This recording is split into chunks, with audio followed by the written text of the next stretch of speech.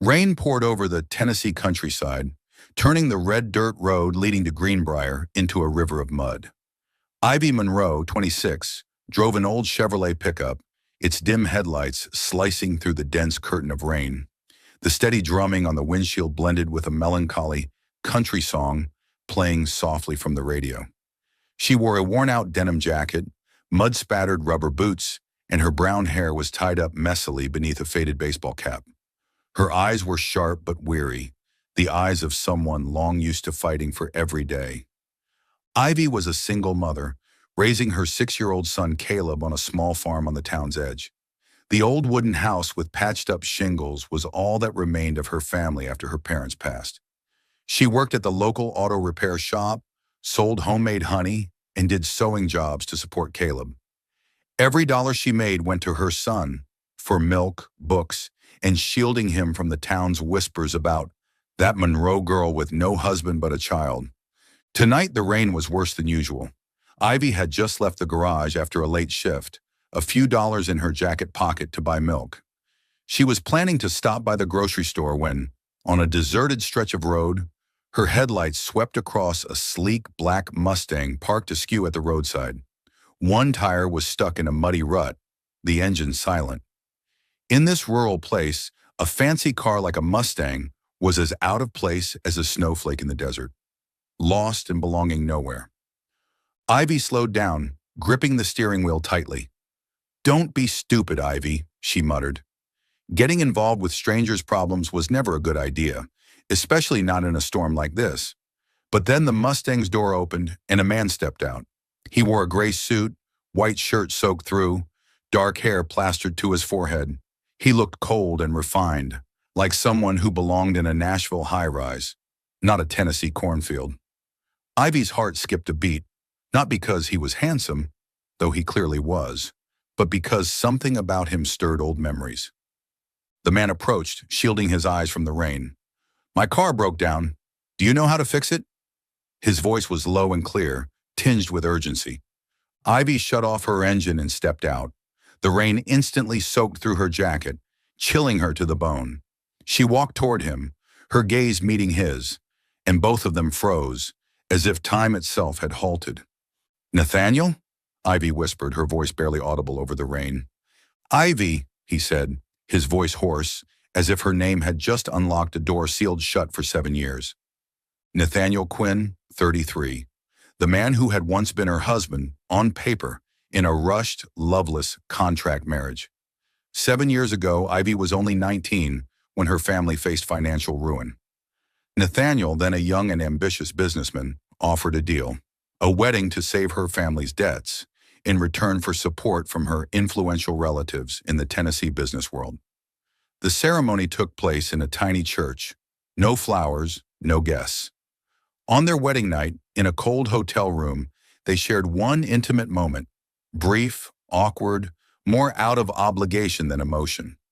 By morning, Nathaniel had left for London to run his company, without even a goodbye. Weeks later, Ivy found out she was pregnant, but he was gone, no phone number, no address.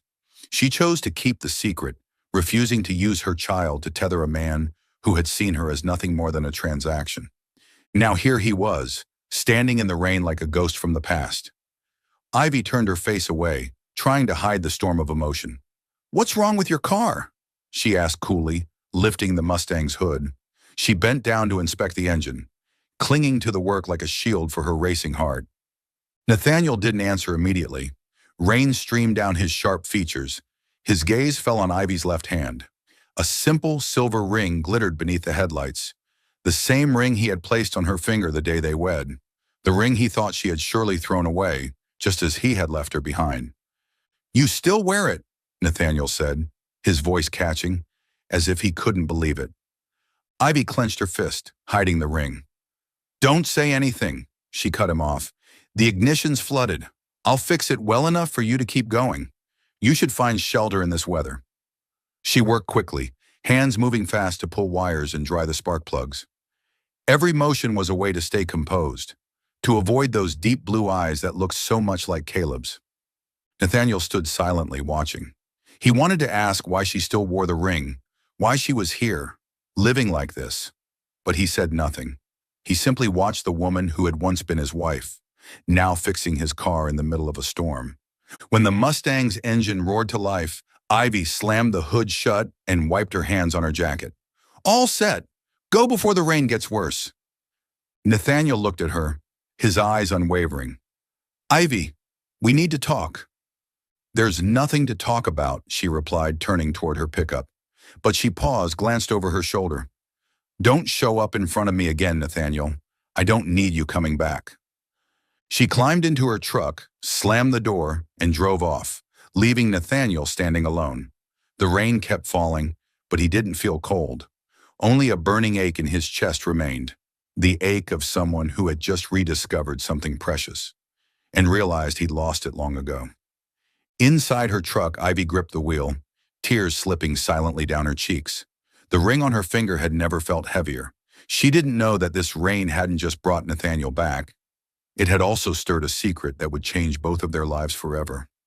Rain still poured relentlessly against the windshield of the Mustang, but Nathaniel Quinn didn't start the engine. He sat there, hands gripping the steering wheel, eyes fixed on the place where Ivy's pickup had vanished into the night. The image of the silver ring on her finger, the ring he once believed was just part of a transaction, kept replaying in his mind. 7 years. 7 years since he'd left Greenbrier, left the young girl with fierce brown eyes behind, and now she was standing before him again, like a wound from the past that had never healed. Nathaniel took a deep breath, trying to dispel the suffocating weight pressing on his chest. He hadn't planned to return to Tennessee, hadn't intended to face the life he'd abandoned, but work, a major real estate development project in Nashville, had brought him back. And then, like some twisted joke from fate, his Mustang had broken down in the rain, and Ivy had appeared. Ivy Monroe, his wife in name only, the woman he once thought he could forget. He started the car, the engine growling to life. But instead of driving toward his hotel in Nashville, Nathaniel found himself turning down the muddy road that led to Ivy's farm. He didn't know why. Maybe it was the ring. Maybe it was the look in her eyes, full of pain and resolve. He needed answers, even if he wasn't sure he was ready to hear them. 7 years ago, Greenbrier, Tennessee. 19-year-old Ivy Monroe stood before the mirror in the small bedroom of her family's farmhouse. A simple cream-colored wedding dress clung to her slender frame, her brown hair falling loose around her shoulders. No makeup, no bouquet. This wasn't the wedding she dreamed of as a child. It was a deal. Her family, once one of Tennessee's major agricultural suppliers, was on the brink of bankruptcy. Debts piled high, and the farm was days from foreclosure. Then Nathaniel Quinn, a 26-year-old rising businessman, appeared like a lifeline. The proposal came through a lawyer, a marriage of convenience to help Nathaniel gain standing in Tennessee's business circles, in exchange for him paying off the Monroe family's debts. Ivy hadn't wanted it, but the desperate look in her mother's eyes and the pile of demand letters on the kitchen table made her say yes. Just 1 year, Nathaniel had said during their first meeting, his tone cold but not cruel. After that, you're free. I won't bother you again. The wedding took place in a tiny church outside Greenbrier. Only a few of Ivy's relatives, the lawyer, and Nathaniel were present. He wore a black suit, handsome but distant. When he slipped the silver ring onto her finger, his hand trembled slightly, but his eyes never met hers. The vows were dry, delivered like a legal declaration. On their wedding night, they stayed at an old hotel in town. The room was cold, the scent of damp wood heavy in the air, and the dim yellow light flickered above them. Ivy sat on the edge of the bed, heart heavy. She didn't know what to do or what he expected. Nathaniel stood by the window, staring into the dark. You don't have to do anything, he said in a low voice. This is just a contract. But then, unexpectedly, he turned around, and something in his gaze softened. Maybe it was the wine from dinner or the stifling silence of the room, but Nathaniel walked over and sat beside her. I don't want you to be afraid of me, he said quietly. Ivy looked at him, and for the first time, she saw a flicker of something real in those blue eyes. Not a cold businessman, but a man just as lost as she was. They didn't speak again. He touched her hand, gentle, hesitant, and then, like a current neither could stop They drew close. It wasn't love, not even passion, but a clumsy moment of closeness born of duty and something faintly human. When Nathaniel kissed her, Ivy closed her eyes and let herself forget the world, just for a few minutes. Later, he lay beside her in silence, and she listened to his steady breathing in the dark. The next morning, he was gone. A note on the table read, "Thank you, I'll keep my word. 1 year from now, the contract ends, you'll be free." He flew to London to run his company, leaving no phone number, no address. Ivy woke up alone, the silver ring on her finger the only proof that the night had ever happened. 3 weeks later, she discovered she was pregnant. Panicked, she tried to contact Nathaniel through his lawyer, but received only a cold response. "Mr. Quinn is unavailable at this time." Her family, though now debt-free, started whispering behind her back. "Poor girl," they said. Ivy held her stomach and made her decision. She would keep the baby. She wouldn't use the child to tie Nathaniel to her, wouldn't raise her child in a home built on a transaction. She named the baby Caleb, and from that moment on, he became her whole world. Present day, Greenbrier, Tennessee. The Mustang stopped in front of Ivy's farm. The wooden house came into view under the glow of the headlights, roof patched, the fence leaning to one side. Nathaniel stepped out, the rain soaking through his suit. He didn't know what he was doing, but his feet carried him to the door. He knocked, heart pounding. Ivy opened the door, her expression shifting from surprise to guarded. She wore an old sweater, her hair damp from a recent shower. "What are you doing here?" she asked, voice cold. "I need to talk," Nathaniel replied, trying to stay calm. "About the past." Ivy gripped the doorframe. "There's nothing to talk about, Nathaniel. Go." But before she could close the door, a small voice called from inside the house. "Mom? Who is it?" A 6-year-old boy with tousled brown hair appeared behind her. Nathaniel looked at the boy, and his heart stopped. The blue eyes, the straight nose, the innocent smile. It was like staring at a smaller version of himself from 30 years ago.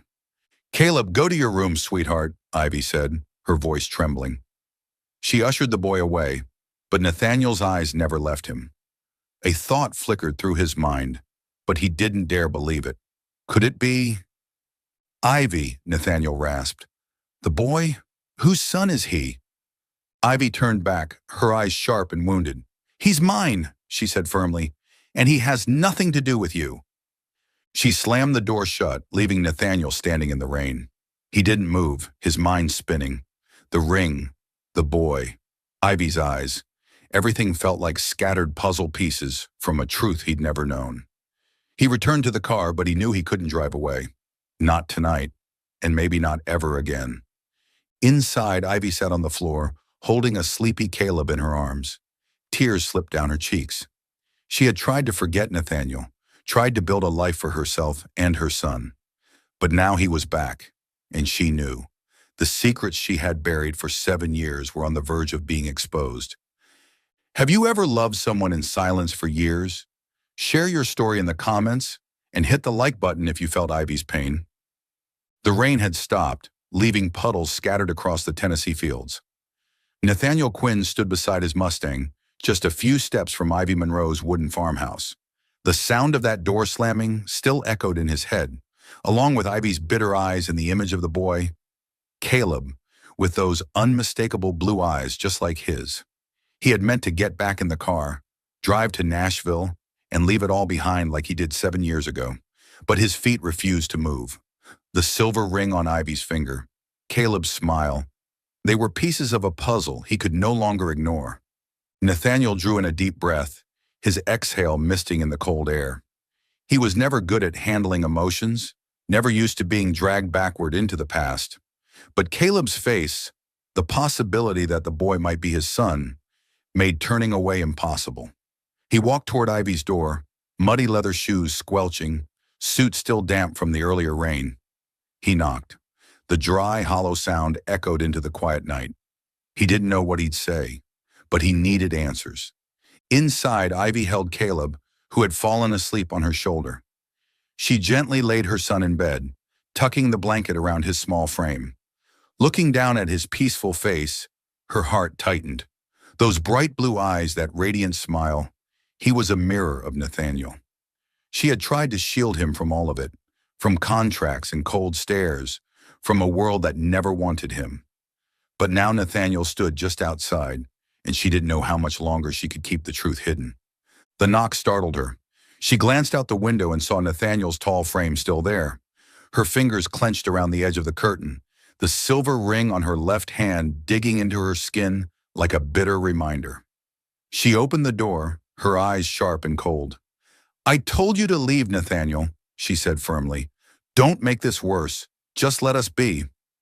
Nathaniel didn't budge, his eyes locked on hers. "I can't walk away, Ivy," he said, voice low but steady. "Not after seeing that boy. I need to know the truth." "The truth?" Ivy laughed bitterly. "The truth is, you left me 7 years ago, Nathaniel. You don't get to show up now and start demanding things. Go, before I call the neighbors." She slammed the door again, but didn't lock it. She leaned her back against the wood, heart pounding. She wanted him gone. But through the crack in the door, she still heard his footsteps. He hadn't moved. She opened it once more, eyes filled with tired fury. "What do you want, Nathaniel? It's cold, and I don't need the neighbors talking. Come in, but only for a few minutes." Nathaniel stepped inside. The scent of old wood and honey hung in the air. The house was small and simple, but warm. A chipped wooden table, children's drawings taped to the wall, a softly crackling fireplace. He sat down on a wooden chair, his eyes never leaving her. Ivy poured 2 mugs of black coffee, placed one in front of him, then stood leaning against the kitchen counter, arms crossed as if guarding herself. "Caleb," Nathaniel said, his voice low. "Whose son is he? Ivy?" The question dropped like a stone. Ivy turned her face away, eyes fixed on the floor. "He's my son," she said firmly, "and he has nothing to do with you." "Ivy," Nathaniel stood, taking a step closer, then stopping when she stepped back. "He looks like me. You know it. If Caleb is my son, I have the right to know." "Right?" Ivy let out a hollow laugh, eyes rimmed red. "You left, Nathaniel. You abandoned me with nothing but a piece of paper and no explanation. I called your lawyer. I wrote letters. You never answered. And now you come back and talk about rights?" Nathaniel froze. Her words struck like a blade. He wanted to tell her he hadn't known, that he had been buried in work, pressured by his family, but he stayed silent, because she was right. A small voice echoed from the bedroom. "Mom, I'm hungry." Caleb appeared, rubbing his eyes. Ivy knelt beside him, holding him close. "Okay, sweetheart, I'll get you something." She looked up at Nathaniel, her voice cool. "You staying for dinner?" "It's just eggs and toast, but Caleb likes having company." Nathaniel nodded. "I'd like to stay." Dinner passed in a strange haze, both warm and tense. The small wooden table was crowded with 3 chairs. Caleb chatted nonstop, telling stories about school, the neighbor's dog, his latest drawing. Ivy smiled at him, but never looked at Nathaniel. Nathaniel ate slowly, trying to follow Caleb's stories, but his mind circled the same question. Is this boy mine? When Caleb mentioned his wish for a bike, Nathaniel said, "I know a store in Nashville that sells great ones. If your mom agrees, maybe I could take you to look." He looked at Ivy, waiting. She clenched her hands under the table. Her voice was calm but firm. "Thank you, but we're fine. Caleb doesn't need a bike right now." Caleb pouted but didn't argue. Nathaniel felt a wall between him and Ivy, invisible but solid. She was protecting herself, protecting Caleb. He wanted to tear it down, but didn't know where to begin. After dinner, Caleb ran off to play in his room. Ivy cleared the dishes, her back turned. "You should leave," she said quietly. "Don't make this more complicated, Nathaniel. Not for me, for Caleb." "Ivy," he said, stepping closer, "if Caleb is mine, I want to be part of his life. I didn't know you were pregnant. I made a mistake leaving, but I need to know the truth." Ivy turned, eyes glassy with tears. "The truth is, I've raised our son alone for 7 years, Nathaniel. The truth is, I've tried to forget you, but every time I look at Caleb, I see you." Her voice trembled. "Just leave us alone." Nathaniel stood there, heart heavy. He wanted to reach for her, to promise he would make it right, but he only nodded and stepped out the door. As he got into his car, his eyes lingered on the house. Caleb was his. He was almost certain now. And no matter how hard Ivy tried to shut him out, he knew. This time, he couldn't walk away. Dark clouds stretched across the Tennessee sky, warning of an approaching storm. Nathaniel Quinn drove his Mustang away from Ivy Monroe's farmhouse, the sound of the engine blending with the wind sweeping across the fields. Dinner with Ivy and Caleb, the boy who might be his son, left him tangled in emotion, warmth from Caleb's innocent chatter and pain from Ivy's wounded gaze. Her words echoed in his head. "I raised our child alone for 7 years, Nathaniel." He knew he had no right to step back into her life, but the boy with the same piercing blue eyes as his made turning away impossible. Back in the kitchen, Ivy was finishing the dishes from dinner. She tried to focus on the task, but Nathaniel's eyes, deep, questioning, haunted her. She had sent him away, had built her walls high, but he had come back, still standing firm outside her door. The silver ring on her finger, a bitter memory she could never throw away, now felt heavier than ever. She glanced out the window, watching the Mustang's headlights fade into the distance. She exhaled in relief, but her heart was far from settled. She didn't want Nathaniel disrupting the life she had built with Caleb, but part of her couldn't help wondering, was she denying her son the chance to know his father? Thunder rumbled in the distance, followed by a light drizzle. Ivy was wiping the table when she heard a faint drip. She looked up and saw a droplet slipping through a crack in the ceiling, landing on the kitchen floor. "Leaking again," she muttered, hurrying to grab an old bucket. The roof had been damaged for years, but she didn't have the money to fix it. She considered climbing up to inspect it, but with the wind howling and thunder rolling, she hesitated. Caleb was asleep, and she didn't want to leave him alone. Suddenly, headlights swept across the yard. Ivy's heart jumped. Nathaniel's Mustang pulled back into the driveway and parked. He stepped out, his suit damp from the rain, and hurried to the porch. Ivy opened the door, her expression a mix of surprise and frustration. "Nathaniel, I told you to leave. Why are you back?" "I heard the weather report on the radio," he said, his voice low as rain slid down his hair. "They're calling for a big storm tonight. Your roof, I saw it leaking during dinner. Let me help." Ivy gripped the doorframe. "I can handle it. You don't need to get involved." "Ivy," Nathaniel said, his voice steady, "Caleb's asleep in there. If that roof gives in, he could be in danger. I'm not walking away while you and your son are at risk." She wanted to refuse again, to shut him out like before. But another clap of thunder shook the air, and the thought of Caleb sleeping beneath a faulty roof made her falter. She bit her lip and nodded reluctantly. "Fine, but just the roof. When you're done, you leave." Nathaniel nodded and stepped inside. The scent of old wood and honey filled the air. Ivy handed him a rusted toolbox, along with a hammer and a few spare shingles. "Ladder's out back," she said coolly. "I'll help." They climbed onto the roof in the soft rain, the cold wind biting at their skin. Nathaniel, unaccustomed to manual work, moved carefully as he placed the shingles, sealing the leaks. Ivy worked beside him, quick, practiced, like someone used to doing everything on her own. They didn't speak. Only the sound of rain and hammering filled the silence. Yet in that silence, there was something strange, an unspoken closeness, as if they were sharing a burden too heavy to name. As Nathaniel laid the last shingle, Ivy slipped on the wet rooftop. He reached out, grabbing her hand and pulling her into his arms. For a moment, they stood still, bodies close, breath mingling in the cold air. Rain streamed down Ivy's face, highlighting her fierce brown eyes still brimming with hurt. Nathaniel didn't let go, his gaze locked on hers. "Ivy," he whispered, voice rough. "I'm sorry for everything I did." She shook her head, trying to pull away, but he held her gently. "Don't, Ivy," she said, her voice trembling. "You don't understand, Nathaniel. You never did." He drew her closer in a quiet embrace, as if trying to offer warmth in the freezing rain. His hug was steady, secure, so unlike the storm around them. Ivy didn't return the gesture, but she didn't push him away either. She could hear his heartbeat, and some buried part of her, the part she had silenced for years, wanted to believe he truly meant it, that he truly regretted what he had done. But the pain from 7 years ago still lingered, like a scar that had never healed. They pulled apart, eyes meeting in silence. Ivy wiped the rain from her cheek, her voice low. "Don't do that again, Nathaniel. We can't go back." Nathaniel nodded, respecting her space. They climbed down and went back inside. The fireplace crackled gently, casting a warm glow on their rain-soaked skin. Ivy handed him an old towel.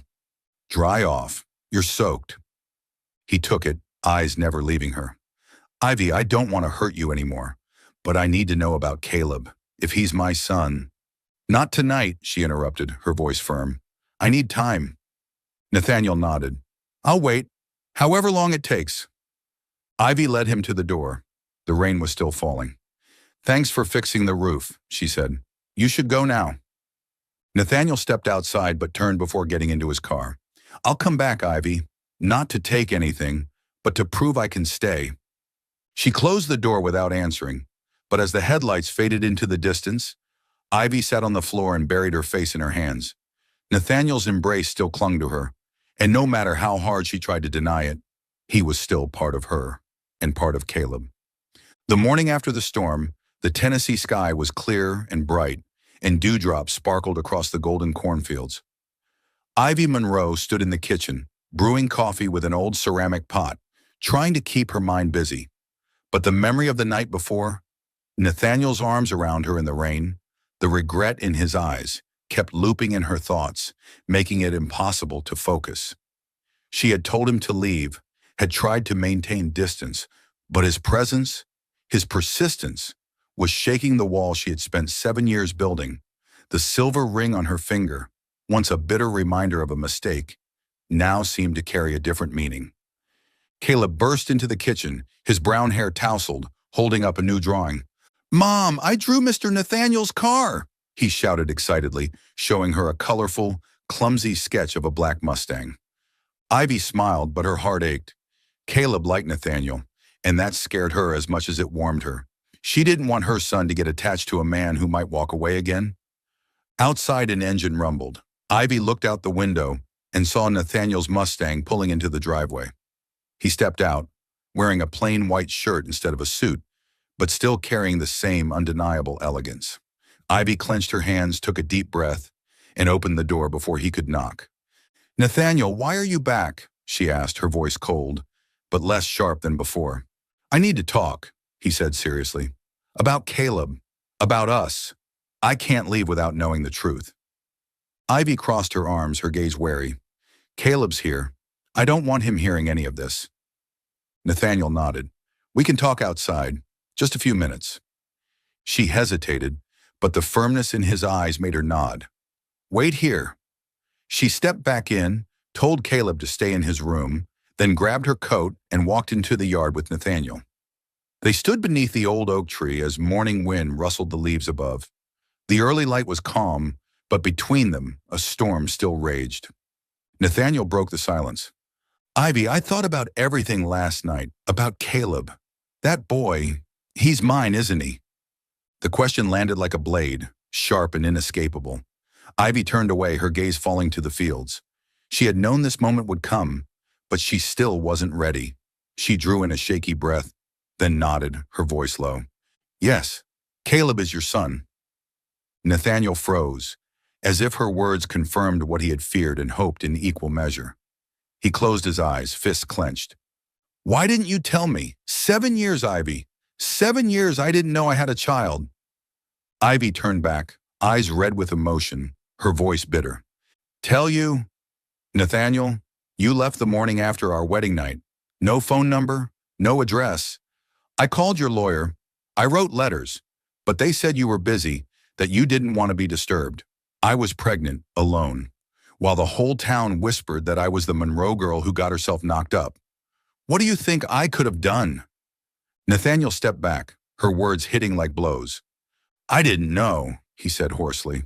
"I swear, Ivy, I didn't know you were pregnant. If I had known, "What?" Ivy cut in, voice trembling. "You'd come back? Stick around? or send money to shut me up? Our marriage was a transaction, Nathaniel. You needed me for status. I needed you to save my family. That night, it wasn't love. It was duty. I didn't want to use Caleb to hold on to you. I didn't want my child growing up in a fake family. Nathaniel stood still, heart heavy. He remembered that cold hotel room, their awkward closeness, the silence between them. But he also remembered the moment he looked into her eyes and saw more than just obligation. He had left thinking it was for the best, but now he saw the weight he'd left her to carry alone. I was wrong, he said quietly. I was wrong to leave, and wrong not to reach out. But Ivy, I'm here now. I want to take responsibility, not just for Caleb, but for you. Ivy let out a hollow laugh and shook her head. You don't get it, Nathaniel. I don't need you to rescue me. Caleb and I are fine. I've worked, I've raised my son, I've built this life without you. And now you show up, and everything's a mess again. Nathaniel stepped forward, his eyes softer. I'm not here to mess it up. I just want to be part of it. I want to know Caleb. I want to make up for the years I missed. And I want to understand you, Ivy. The woman who kept that ring even when I didn't deserve it. Ivy turned away, tears slipping down her cheeks. She gripped the silver ring tightly, as if it were the only thing keeping her upright. I kept it for Caleb, she whispered, because every time I looked at him, I needed to remember that it wasn't just my mistake. But I don't trust you, Nathaniel. Not after everything. He nodded, honoring her honesty. I understand. I don't expect you to trust me right away. But I'll prove it. I'm staying in Greenbrier. I'm not going anywhere until you and Caleb are ready. She looked at him, her eyes a mix of doubt and exhaustion. You say that now, but what happens when Nashville calls? Or London? We don't belong in your world. My world changed the moment I saw Caleb, Nathaniel said firmly. And when I saw you, I'm not promising I can fix everything overnight, but I am promising to try. Before Ivy could respond, Caleb ran out from the house and wrapped himself around her leg. Mom, I finished my drawing. He beamed, then looked at Nathaniel curiously. You came back. Are you going to stay and play? Nathaniel crouched down and smiled at him. If your mom says it's okay, I'd love to stay for a bit. Ivy looked from her son to Nathaniel. She didn't want Caleb to get his hopes up, but the eagerness in her son's eyes made her falter. Just for a little while, she said quietly. But don't make him promises you can't keep, Nathaniel. Don't let my son down. Nathaniel nodded, gaze steady. I won't. They went back into the house and Caleb pulled Nathaniel into his room to show off his drawing. Ivy stood in the doorway, watching them, father and son, and her heart twisted. Nathaniel laughed with Caleb, listened to every word like it mattered, and for the first time Ivy saw someone different from the cold businessman of the past. But fear still lingered. Fear that he would leave again. Fear that she would open her heart, only to be broken once more. When Nathaniel finally stood to go, he paused at the door and looked back at her. I'll come back, he said, not to force anything, but to show you I mean it. She didn't respond, only closed the door behind him. But when the headlights disappeared down the road, Ivy sat down and held Caleb's drawing to her chest. She knew no matter how hard she tried, Nathaniel was already part of their life. And whether she admitted it or not, a small, fragile part of her still hoped he'd keep his word. The first rays of afternoon sunlight glistened across the Tennessee fields, catching the dew still clinging to the corn stalks after the storm. Ivy Monroe stood in the yard, watching Caleb kick around an old ball. His radiant smile was all she needed to keep going. But after her conversation with Nathaniel that morning, her heart was in turmoil. He knew the truth about Caleb now. He had promised to stay. But she couldn't shake the fear that he might leave again, just like he had 7 years ago. The silver ring on her finger, once a bitter reminder of pain, now held a fragile hope she didn't dare admit. Nathaniel Quinn sat in a temporary office in Nashville, less than an hour's drive from Greenbrier. He had postponed meetings in London, canceled his flight, and rented a small apartment in town to be closer to Ivy and Caleb. He knew rebuilding trust wouldn't be easy, but every time he thought of Caleb's smile or Ivy's fierce, guarded eyes, his resolve deepened. What he didn't expect was that his past and present were about to collide in a way he couldn't control. That afternoon, a white BMW pulled up in front of Ivy's farmhouse. A woman stepped out, blonde hair tied high, dressed in an expensive pencil skirt and heels, completely unsuited for the muddy dirt road. Ivy was picking up the ball for Caleb when she paused, eyes narrowing warily. The woman approached with a polite but icy smile. "You're Ivy Monroe?" she asked sharply. "I am," Ivy replied, pulling Caleb behind her. "Who are you?" "Elise Harper," the woman said, eyes scanning Ivy and Caleb with judgment. "Nathaniel Quinn's fiancé." Ivy's heart skipped a beat, but her face remained calm. "I didn't know he had a fiancé," she said coolly. "He never mentioned you." Elise smirked and pulled an iPad from her designer bag, tapping open a news article. "Maybe he was too busy digging into your past. Did you know the Nashville press loves stories like this? Poor single mother signed a contract marriage with Nathaniel to save her family. And now, an illegitimate child?" Ivy clenched her fists, blood rushing to her face. "What do you want?" Elise stepped closer, her tone syrupy but poisonous. "I want you out of Nathaniel's life. He's mine, and I won't let a scandal like you ruin our future. If you don't leave, I'll make sure all of Tennessee knows who you are. A gold digger using a child to trap a CEO. Behind Ivy, Caleb clung to her hand. "Mom? What's she talking about?" he asked, voice small and anxious. Ivy knelt and gave him a forced smile. "Nothing, sweetheart. Go play inside." She gently pushed him toward the house, then turned back, her gaze sharp as glass. "Don't threaten me, Miss Harper. I'm not afraid of you or your headlines. I'm just trying to raise my son, and Nathaniel knows that." Elise raised a brow, unfazed. "You're not afraid? What about the boy? You want him growing up hearing whispers? The child of a contract marriage?" She shoved the iPad back into her bag. "Leave Greenbrier, or I'll make sure you regret staying." The BMW kicked up dust as it disappeared down the road, but Ivy stood frozen, hands trembling. She wasn't afraid for herself, but Elise's words about Caleb cut like a blade.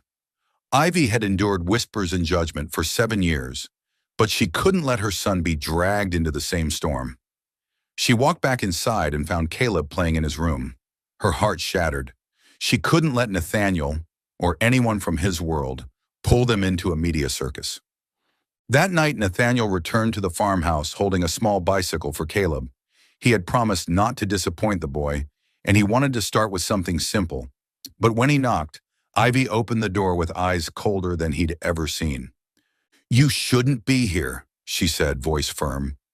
Nathaniel frowned, sensing something had shifted. "Ivy, what happened? I just wanted—" "Elise Harper was here," Ivy interrupted, pain in her eyes. "Your fiancé. She said she'd expose everything. Our marriage contract, Caleb, all of it. She wants me gone." Nathaniel froze, his face darkening. "Elise had no right to come here. I didn't know she did. I'll deal with her. Ivy, I swear." "But she was here," Ivy said, voice shaking. "And she's right about one thing. I don't belong in your world. Caleb doesn't either.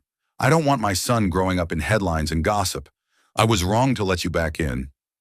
Nathaniel stepped forward, reaching for her hand, but she pulled back. "Ivy, please, don't let Elise or anyone else hurt you and Caleb. I won't let that happen. I promise."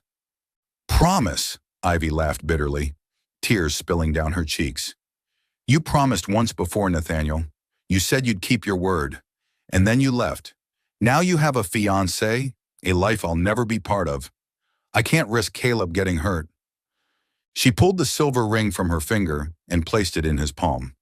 "Take it. I don't want it anymore. And don't come back." Nathaniel closed his hand around the ring, his chest aching. "Ivy, don't do this! Don't shut me out! I can't lose you both! Not again!" But Ivy turned away and closed the door. She slid down to the floor, face in her hands, silent tears falling. She had thought she could open her heart again. But now all she wanted was to protect Caleb, even if it meant walking away from Nathaniel forever. Outside, Nathaniel stood still, the cold metal of the ring pressing into his palm. He knew Elise had crossed a line, and he would confront her. But deep down, he also knew this wasn't just about Elise. This was about his own failures, his silence, his absence. He looked back at the house where Caleb and Ivy were and swore no matter how many times Ivy pushed him away, he would not give up. Not this time. Night blanketed Nashville, and the Grand Bell Hotel glowed like a jewel in the heart of the city. The ballroom shimmered with white roses, crystal chandeliers, and cascading silk drapes. Hundreds of guests, business leaders, politicians, reporters, gathered to witness the engagement party of Nathaniel Quinn, CEO of Quinn Enterprises, and Elise Harper, daughter of a powerful Tennessee family. But Nathaniel's thoughts weren't on the party. In his pocket was a cold silver ring, and in his heart, the image of Ivy Monroe closing the door in his face, leaving behind an ache nothing else could fill. After Ivy left Greenbrier, Nathaniel tried to find her. He called, drove to the farmhouse, only to find it empty. The neighbor said Ivy and Caleb had gone, without leaving an address. He knew she had left because of Elise's threats, because she feared Caleb would be hurt by the media storm. Nathaniel realized his greatest mistake. 7 years ago, he'd treated his marriage to Ivy like a business contract, and now he'd made the same mistake again, letting Elise believe in a love that was never real. He remembered the hollow years after he left Ivy, despite all his money and success, and vowed he wouldn't let ambition take his family from him again. Inside the ballroom, Elise stood in the crowd in a sparkling silver gown, her smile poised and confident. She raised a glass of champagne, chatting with guests, though her eyes searched for Nathaniel. He entered late, dressed in a tailored black suit, face unreadable but eyes full of resolve. Elise approached, gently taking his hand. "You look tense," she whispered. "Relax. Tonight's ours." Nathaniel slowly pulled his hand away. His voice was quiet. "Elise, I can't do this. I'm sorry for letting you believe in something that wasn't real. I was wrong to treat love like a contract. I won't hurt you by pretending." Elise froze, fingers tightening around her glass, her face draining of color. "You're insane. You can't do this. Not in front of everyone. You'll ruin me." "I'm sorry," Nathaniel said sincerely, "but I need to fix what I broke." He turned away and walked to the stage where a microphone waited. The crowd fell silent, eyes turning toward him. Elise stood in place, trembling, her perfect smile collapsing. Nathaniel took the mic, his voice low but clear. "Ladies and gentlemen, I apologize for the interruption, but I have something I need to say, not just to you, but to myself." He paused, memories flooding in. 7 years ago in a cold hotel room, leaving Ivy behind, believing their contract was enough. He remembered the emptiness that followed and the mistake he made again with Elise. "I once saw marriage as a business transaction. I was wrong. I hurt someone who didn't deserve it, twice. Ivy Monroe, the woman I left 7 years ago, kept the ring I gave her, even when I didn't deserve it. She's the mother of my son, Caleb, and I left them both behind chasing power." Gas rippled through the room. Cameras flashed, but Nathaniel continued, steady. "Elise Harper, I'm sorry. You deserve real love. And I'm not that person. I misled you, and I take full responsibility. I can't marry you because I gave my heart away a long time ago." He held up the silver ring.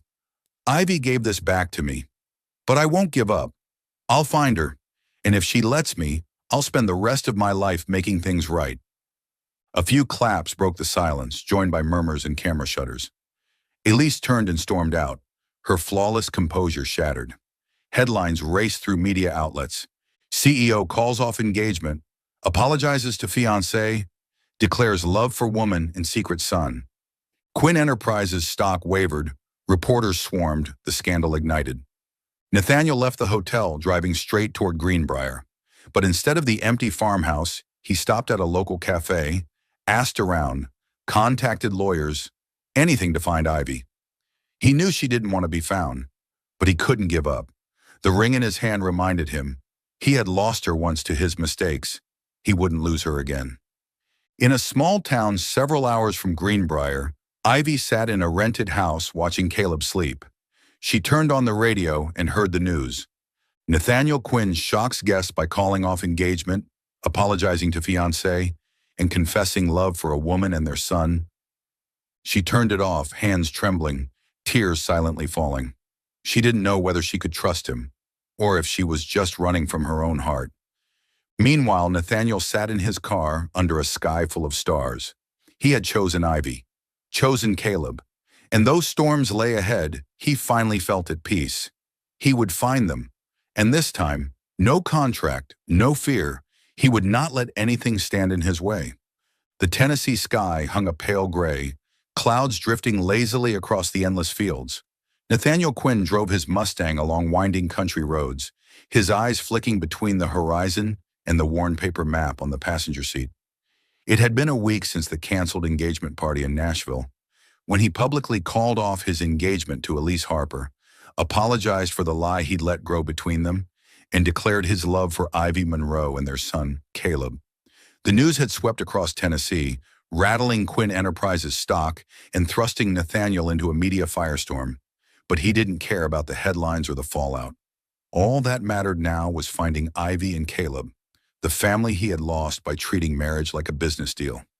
Nathaniel had searched Greenbrier relentlessly, asked around the cafe, the grocery store, even Caleb's school. A sliver of hope had come from one of Ivy's old friends, a teacher at the school, who recalled Ivy mentioning a small church in Lebanon, 3 hours east. It was a place her mother used to pray. Nathaniel didn't know if she would be there, but it was his only lead.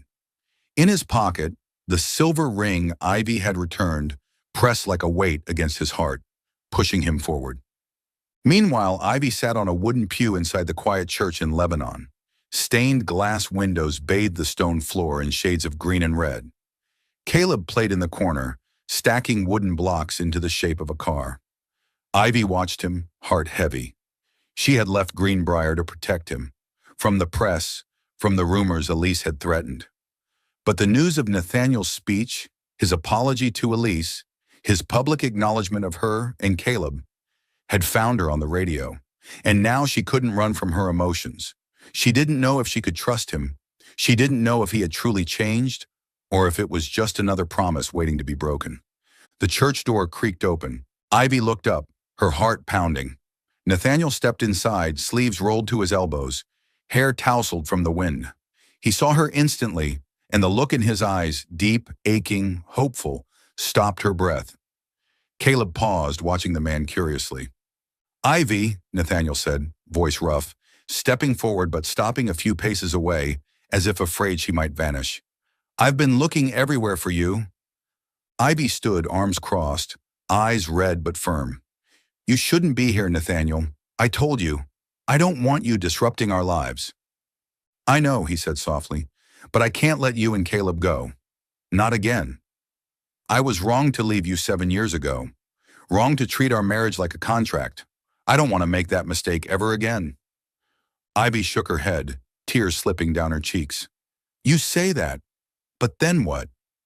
You have a whole world waiting in Nashville, in London.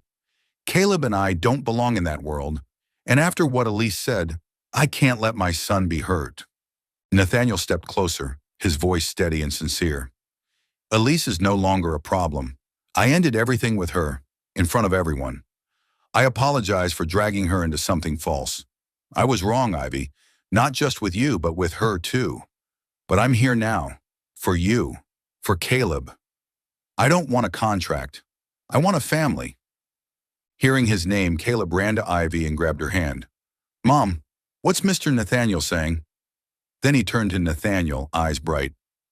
"Are you my dad?" The question sliced through the silence like a blade. Ivy dropped to her knees, holding Caleb close, her voice caught in her throat. "Caleb, sweetheart." She didn't know what to say, didn't want to give him hope that might crumble. Nathaniel knelt to Caleb's level, his eyes shining with emotion. "I'm someone who wants to be your dad, Caleb," he said gently. "But I made a big mistake, and I need your mom's permission. I promise I'll do my best, if you and she give me a chance." Caleb tilted his head, thoughtful, then grinned. "You have a cool car. I like you." He turned and ran back to his blocks, content again. Ivy stood, wiping her tears, but her voice stayed cautious. "You don't understand, Nathaniel. Promises aren't enough. I raised Caleb alone for 7 years. I don't know if I can trust you. I don't know if you'll stay." Nathaniel nodded, pulling the silver ring from his pocket and placing it in her hand. I don't expect you to believe me right away, but I'm here to prove it. I canceled my flight to London. I rented a place in Greenbrier. I'm not going anywhere. This ring isn't a contract anymore. It's a promise. Ivy looked down at the ring, her fingers trembling. She remembered the nights she cried alone, the long days working to feed Caleb, and every moment she looked at her son and saw Nathaniel in his eyes. She wanted to believe him, but fear still clung tightly. Nathaniel, she whispered, if you hurt Caleb again, I'll never forgive you. Never. I know, he said, voice unwavering, and I won't let that happen. I lost you both once. I won't lose you again. They stood in the quiet church, the colored light casting soft shadows across their faces. Ivy gripped the ring tightly, not putting it back on, but not letting it go. I need time, she said. Not for me, for Caleb. Nathaniel's gaze softened. I'll wait, as long as it takes. Caleb ran over, tugging on Nathaniel's hand. Come see my car. Nathaniel smiled and followed him to the corner, crouching to admire the wooden creation. Ivy watched them, father and son, and her heart twisted. She didn't know if she could open herself again. But for the first time, she saw a different Nathaniel. Not the cold businessman from 7 years ago, but a man who had chosen to stay. As Nathaniel left the church, he turned back to Ivy. I'll come back, he said, not to pressure you, but to show you I mean it. Ivy didn't answer, but her eyes were no longer cold. She held Caleb close, staring down at the silver ring in her palm. She didn't know if she could trust him, but a small part of her hoped he'd keep his word. Nathaniel climbed into his car and drove toward Greenbrier. The media noise raged on. His company faced pressure, but none of it mattered. He had found Ivy and Caleb, and this time no contract or ambition would stand in his way. The silver ring, though not yet on Ivy's hand, was now a symbol of the family he was determined to win back. Do you believe love deserves a second chance? Subscribe and share this story with someone who still believes in forever. The late autumn days in Lebanon, Tennessee carried a crisp chill and the scent of dry leaves drifting in the breeze. Ivy Monroe sat on the porch bench of her small rented house, watching Caleb pedal his old bicycle around the yard. His radiant smile was the only light in her tumultuous days. A week had passed since Nathaniel Quinn found her in the church, kneeling to ask for forgiveness and pleading for a chance to make amends. His words, sincere and full of remorse, still echoed in her mind, but Ivy remained cautious. She had endured too much pain, and above all, she wanted to protect Caleb from any promises that might shatter. True to his word, Nathaniel didn't pressure her. He rented a small apartment in Lebanon, just a few blocks from Ivy's house, and began appearing in her and Caleb's lives in simple ways. He brought a set of paints for Caleb after hearing the boy liked drawing cars. He stopped by in the afternoons to help fix the broken fence in front of the house.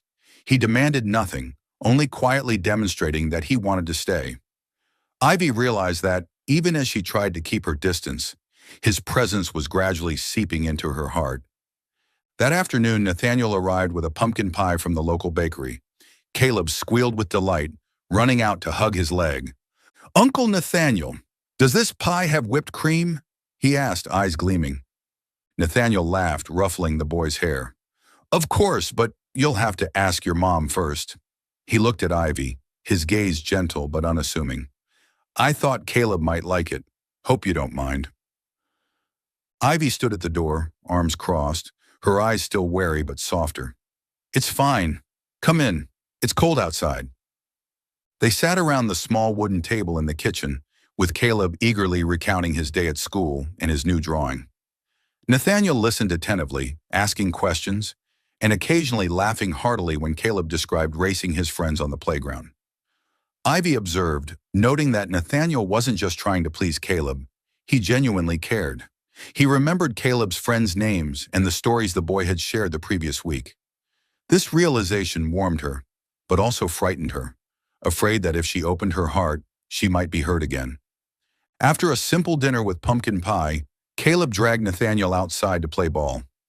Ivy stood on the porch, watching the two, father and son, chasing each other and laughing under the setting sun. Caleb was the bridge, drawing Nathaniel and Ivy closer, even as she maintained an invisible wall. When Caleb tripped and fell, Nathaniel rushed over, lifting him up and checking his knee with genuine concern. Ivy felt her heart skip a beat. She had never seen anyone, besides herself, care for Caleb like that. Later that night, as Caleb yawned and hugged Nathaniel before heading to bed, he asked sleepily, "Uncle, will you come back tomorrow?" Nathaniel smiled, tousling the boy's hair. "If your mom agrees, I'll be back." With Caleb asleep, Ivy and Nathaniel sat on the old sofa in the living room, the dim light from the lamp casting a soft glow on their faces. Silence enveloped them, but it wasn't as heavy as before. Ivy held a cup of cocoa, her eyes glancing at Nathaniel. "You don't have to do all this," she said softly. "The pie, the fence, playing with Caleb. You don't need to prove anything." Nathaniel looked at her, his eyes deep and earnest. "I want to, Ivy. Not to prove anything, but because I want to be part of this life.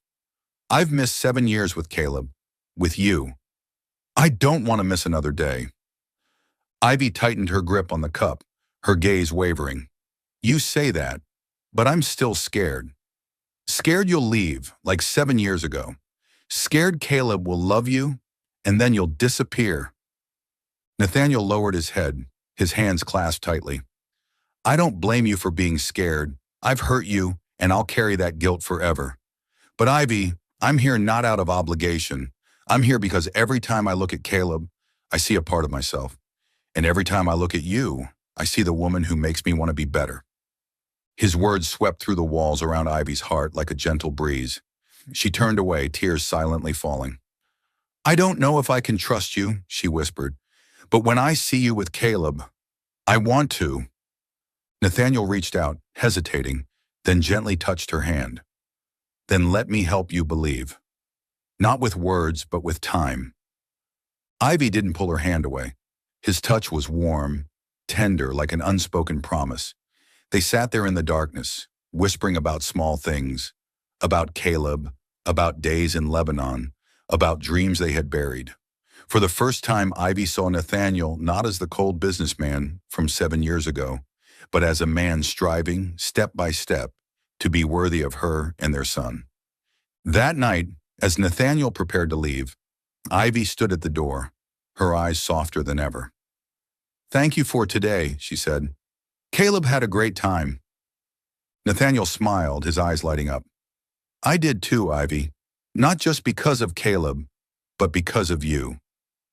He turned to leave but paused, pulling out a small drawing Caleb had given him. A picture of a Mustang car with 3 figures beside it: Nathaniel, Caleb, and Ivy. "He drew us," he said, his voice husky. "I want us to be real like this." Ivy looked at the drawing, her heart trembling. She didn't respond, but as Nathaniel drove away, she stood at the door longer, her eyes following the fading headlights. Feelings, though small, were sprouting within her, like a seed planted by Caleb and nurtured by Nathaniel's sincerity. In his small apartment in Lebanon, Nathaniel sat on a chair, gazing at Caleb's drawing. He thought about the boy's smile, Ivy's hesitant eyes, and the gentle touch of her hand that evening. He knew the journey ahead was long, but for the first time he felt hope. He had missed 7 years, but now, with Caleb as the bridge, he would do everything to build a real family. A year passed in Lebanon, Tennessee, bringing gentle autumn days and golden leaves scattered across the fields. Ivy Monroe stood outside her small house, watching 7-year-old Caleb ride his new bike down the dirt road, laughing as Nathaniel Quinn pretended to chase him. The love between Ivy and Nathaniel had grown slowly, like a quiet but steady river. Nathaniel had kept his promise. He stayed in Lebanon, proving day by day that he was no longer the man who once treated marriage like a contract. He had become an irreplaceable part of Ivy and Caleb's lives, and Ivy's once wounded heart had slowly opened to him. Nathaniel didn't just stay, he changed his whole world. He moved most of Quinn Enterprises' projects to Tennessee, focusing on community development, building schools, fixing roads, and supporting local farmers. His Nashville office became a small satellite branch, while he spent most of his time in Lebanon, working out of a modest office in town. He told Ivy he wanted Caleb to grow up in a better place, and she began to believe he wasn't doing it just for them, but because he himself had found meaning in simplicity. That afternoon, the three of them sat in the backyard on a blanket, eating sandwiches and drinking lemonade Ivy had made. Caleb lay on the grass, talking about his dream of becoming an astronaut, then suddenly turned to Nathaniel. "Dad, have you ever flown into the sky?" he asked with wide-eyed wonder. Nathaniel smiled, his heart swelling at the word dad. After months of steady rebuilding, Ivy had finally agreed to let Caleb call him that, a milestone that moved Nathaniel more than any business victory ever had. "Not yet," he said, ruffling the boy's hair. "But if you do well in school, I'll take you to see a real airplane." Ivy watched them, her heart full. Caleb had become their bridge, bringing her and Nathaniel together through simple, everyday moments, playing ball in the yard, baking cookies, movie nights on the couch. But that evening, after Caleb fell asleep, Ivy and Nathaniel sat together on the porch under a starry sky, and the conversation turned more serious. "Ivy," Nathaniel said, his voice low, fingers laced, "I've never asked you, what was it like, those 7 years, raising Caleb alone? I want to know, even if it hurts." Ivy looked down at her lemonade, her eyes distant. She rarely spoke of those years, but the honesty in Nathaniel's voice opened something inside her. "It wasn't easy," she said softly. "When you left, I found out I was pregnant. I was terrified, Nathaniel. The whole town whispered behind my back, calling me the reckless girl. I worked at a garage, sold honey, mended clothes, anything to make ends meet. There were nights I didn't sleep, just holding Caleb and wondering if I was strong enough. But every time he smiled, I knew I had to keep going." Nathaniel clenched his hands, eyes rimmed with tears. "I'm so sorry," he whispered. "I wasn't there when you needed me most. I turned our marriage into a deal and left you with all the pain." Ivy shook her head, her voice softening. "I used to be angry. But now, seeing you with Caleb, seeing how hard you've tried, I'm not angry anymore. I just want us to be honest, Nathaniel. No more contracts, no more business deals." Nathaniel reached for her hand, gently interlacing their fingers. "I am being honest, Ivy. You and Caleb, you are my whole world. I lost 7 years, but I want to spend the rest of my life making it right." She looked into his eyes, feeling the warmth in his touch. Their love, born from pain, had grown into something real, quiet but unshakable. She didn't reply, but her small smile was all Nathaniel needed. Weeks later, Nathaniel brought Ivy and Caleb to a lavender field near Lebanon, where he'd once helped build a community center. The sunset painted everything gold, and the scent of lavender floated on the breeze. Caleb ran through the rows, laughing, while Nathaniel held Ivy's hand, eyes shining. "Ivy," he said, stopping in the middle of the field, his voice trembling, "I've thought a lot about us, about Caleb, about the future. I don't want to just visit your lives. I want to be your family, forever." He knelt down, pulling a silver ring from his pocket, not the old contract ring, but a new one, simple, engraved with her name. "Ivy Monroe, will you marry me? Not for a contract, but because I love you and I want to spend my life with you and Caleb." Ivy froze, tears falling freely. She looked at Nathaniel, then at Caleb running toward them, and her heart overflowed. "Yes," she whispered, "I will marry you." Caleb squealed and wrapped his arms around them. "We're a family," he shouted, and the three of them embraced under the sunset, complete at last. The wedding was held right there in the lavender field, simple but full of joy. No wealthy guests, no fancy venue. Ivy wore a plain white dress she sewed herself, no makeup but glowing. Nathaniel wore a white shirt and jeans, grinning beside her. Caleb, as ring bearer, tossed lavender petals down the aisle with glee. Before a small group of neighbors and loved ones, Nathaniel took Ivy's hand and spoke with conviction. "She was just a girl I married for a contract, but she taught me what love is, what family means. Ivy, you are my whole world." Ivy smiled, tears shimmering. "You were once a deal, Nathaniel, but now you are my home." They exchanged rings, kissed beneath the golden light, and Caleb ran to hug them both as the crowd cheered. After the wedding, they returned to their little house in Lebanon, ready to live a simple life. Nathaniel continued his community projects. Ivy opened a small bakery. Caleb grew up surrounded by love. Their life wasn't glamorous, but it was full of peace, laughter, and a quiet happiness they once thought impossible. What's more beautiful, a lavish wedding or a quiet vow whispered in love? Comment Ivy and Nathaniel forever if their story touched your heart. It was a late night in Willow Creek, Oregon. Cold winds swept through the cobblestone streets, carrying the scent of pine and damp earth. Inside the warm golden glow of the Marionberry Haven Bakery, 30-year-old Emma Rivera was sweeping up the last crumbs of the day. The aroma of flour mixed with the sweetness of ripe berries filled the air, but Emma couldn't bring herself to enjoy it. She paused, resting her hands on the broom handle, a sharp pain in her chest stopping her mid-motion. She closed her eyes and whispered, "Lord, please give me strength." The small cross necklace around her neck, a keepsake from her mother, touched her skin gently, reminding her she wasn't alone. Emma, her brown hair tied up and her eyes weary, wiped the sweat from her brow. 10 years ago, she had arrived in Willow Creek, pregnant with twins and nursing a shattered heart. The man she had once loved, Leo Bennett, had left her the moment he learned she was pregnant, believing the lie that she had betrayed him. But Emma didn't let the heartbreak destroy her. With the faith her mother passed down to her, she prayed each night at the St. Peter's Church, seeking strength to raise Nate and Noah, her 9-year-old boys who had become the light of her life. 2 weeks ago, a violent cough had shaken her to the core. In the bakery's bathroom, she had seen blood on her handkerchief. Dr. Harris from the town clinic sent her for a CT scan, and the results hit like a blade. A benign tumor in her lung, requiring surgery soon to avoid complications. The cost? Nearly $40,000, an unimaginable sum for a single mother working at a bakery. Her basic insurance wasn't enough to cover it, and she had just exceeded the income threshold for Medicaid. "Lord, please guide me," she prayed, but the thought of Nate and Noah tightened her chest. Emma didn't want her sons to know. They were too young to bear this burden. She tried to pick up extra shifts, even as each step grew heavier. The bakery had become her refuge. Mrs. Martha, the owner, had given her this job when she first arrived in Willow Creek, pregnant and homeless. Emma learned how to bake Oregon's signature Marionberry pies and sang hymns for customers on Friday nights. Her voice, clear as the Deschutes River, once enchanted the whole town.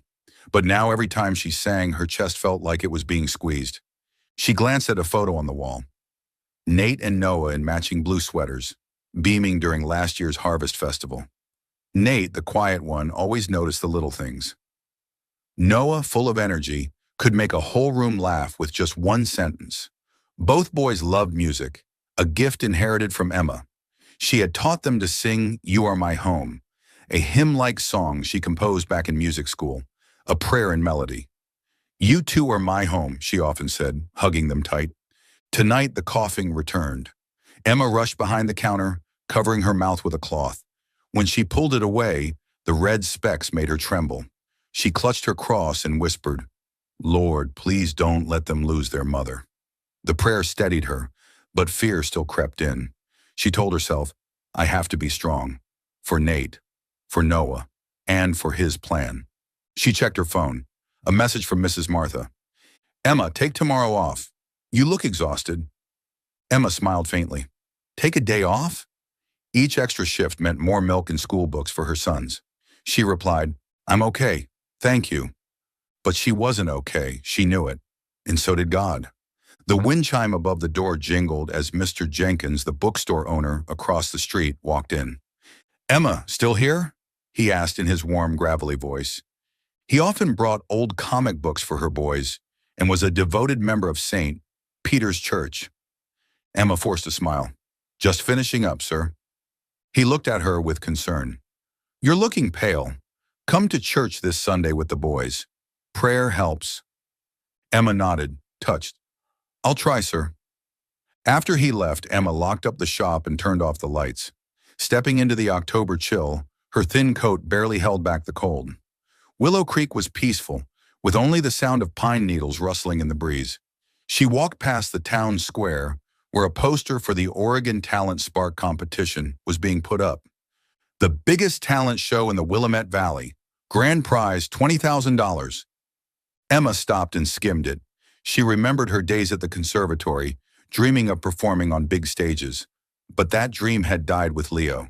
She whispered, "Lord, if that dream isn't mine anymore, please give me the strength to live for my children." When she reached the small wooden house, Emma quietly opened the door. Nate and Noah were asleep on the couch, a picture book resting on Noah's chest. On the table was a drawing by Nate, the three of them by the Deschutes River, holding hands with the words, "Mom is home." Emma sat down and brushed their hair. Tears slid down her cheeks as she prayed, "Lord, please protect Nate and Noah. If I can't make it, let them find your love."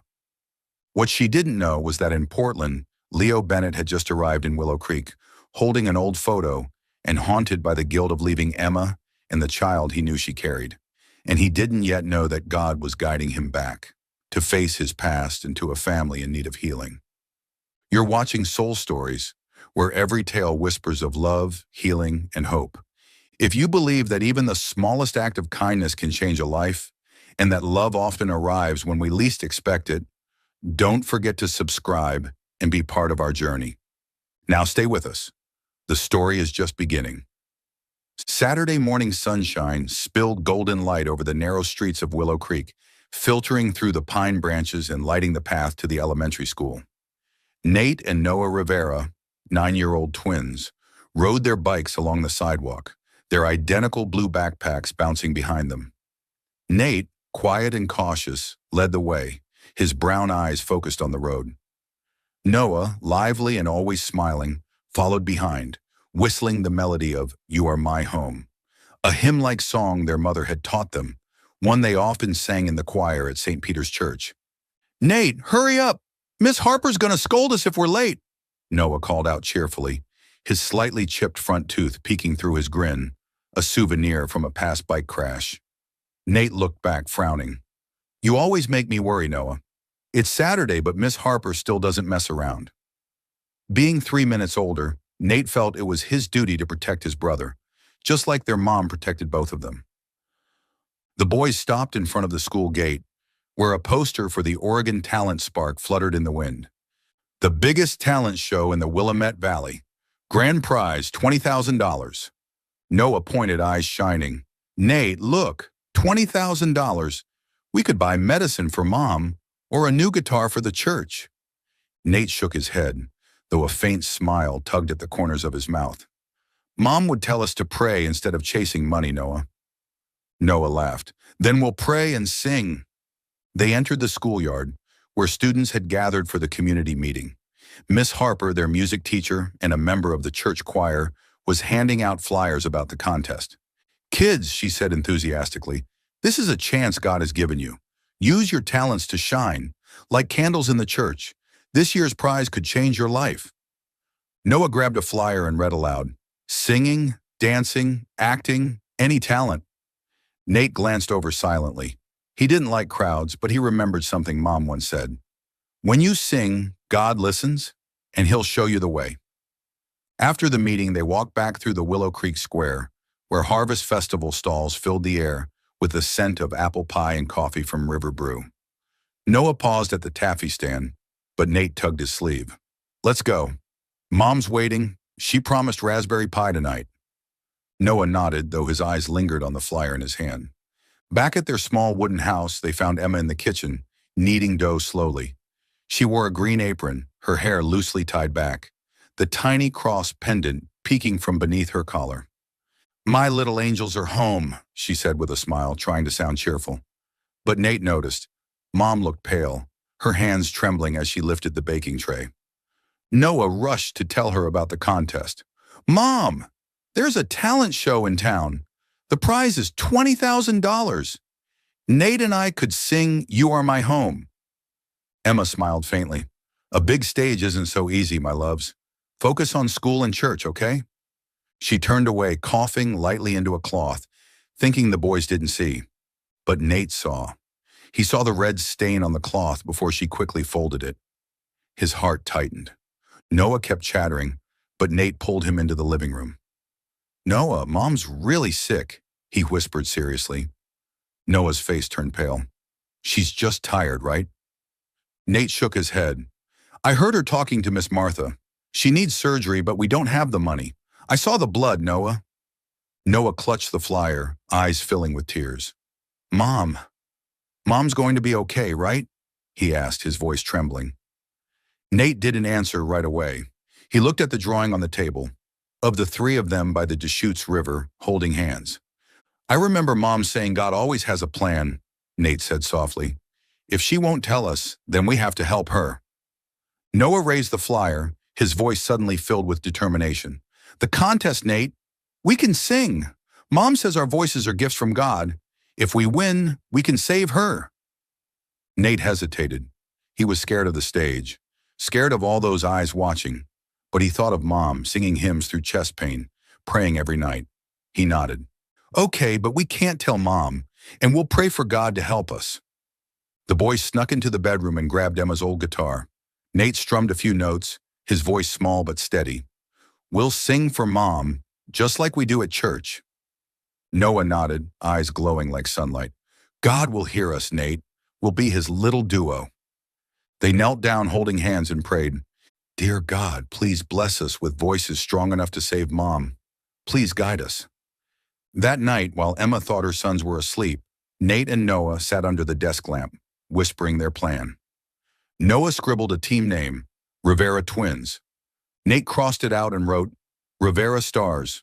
They giggled, a soft hope rising in their hearts like a candle's flame in the church. In the corner of the room, a photo of their mother and the boys by the Deschutes River seemed to watch over them, as if reminding them God is listening. What they didn't know was that, right there in Willow Creek, a man had just arrived, carrying the weight of guilt for walking away from the woman who had been carrying his child. Leo Bennett, a judge for the Oregon Talent Spark, was about to come face to face with destiny and with God's plan to heal a broken family. Light rain streaked the window of a hotel room in Portland, painting the October sky in dull gray.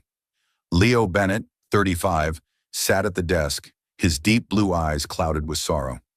Once a Grammy-winning music producer, he now lived in solitude, haunted by the past. On the desk, a cold cup of coffee sat beside his laptop, which displayed an article. Oregon Talent Spark welcomes guest judge Leo Bennett. He frowned, his fingers brushing over an old photo in his wallet. Him and Emma Rivera, standing by the Deschutes River, beaming 10 years ago. Emma, with a voice like a hymn and eyes that shone like candles in St. Peter's Church, was the woman he had once sworn to love for life. But when she became pregnant, a forged letter from Clara, a jealous classmate from their music conservatory, had shattered everything. The letter read, Leo, I can't go on. The baby isn't yours. Don't come looking for me. It was accompanied by a blurry photo showing Emma with another man. At 25, young and impulsive, Leo believed it. He left Oregon carrying anger and heartbreak, abandoning Emma and the child he knew she was carrying. Now regret consumed him. He often wondered if God could ever forgive such a mistake. Last week, while packing up his apartment in Los Angeles, Leo found the photo again. It awakened dreams of Emma, of Sunday mornings at St. Peter's Church, where she'd sing hymns and say, God always has a plan, Leo. A letter from Sarah Coleman, a former colleague in Portland, arrived shortly after. Leo, Willow Creek needs you to judge the Oregon Talent Spark. Come back for the kids. Leo agreed, not for fame, but for a faint hope. Maybe in Willow Creek, God would give him a chance to make things right. The rental car carried him along Highway 26, through lush green pine forests.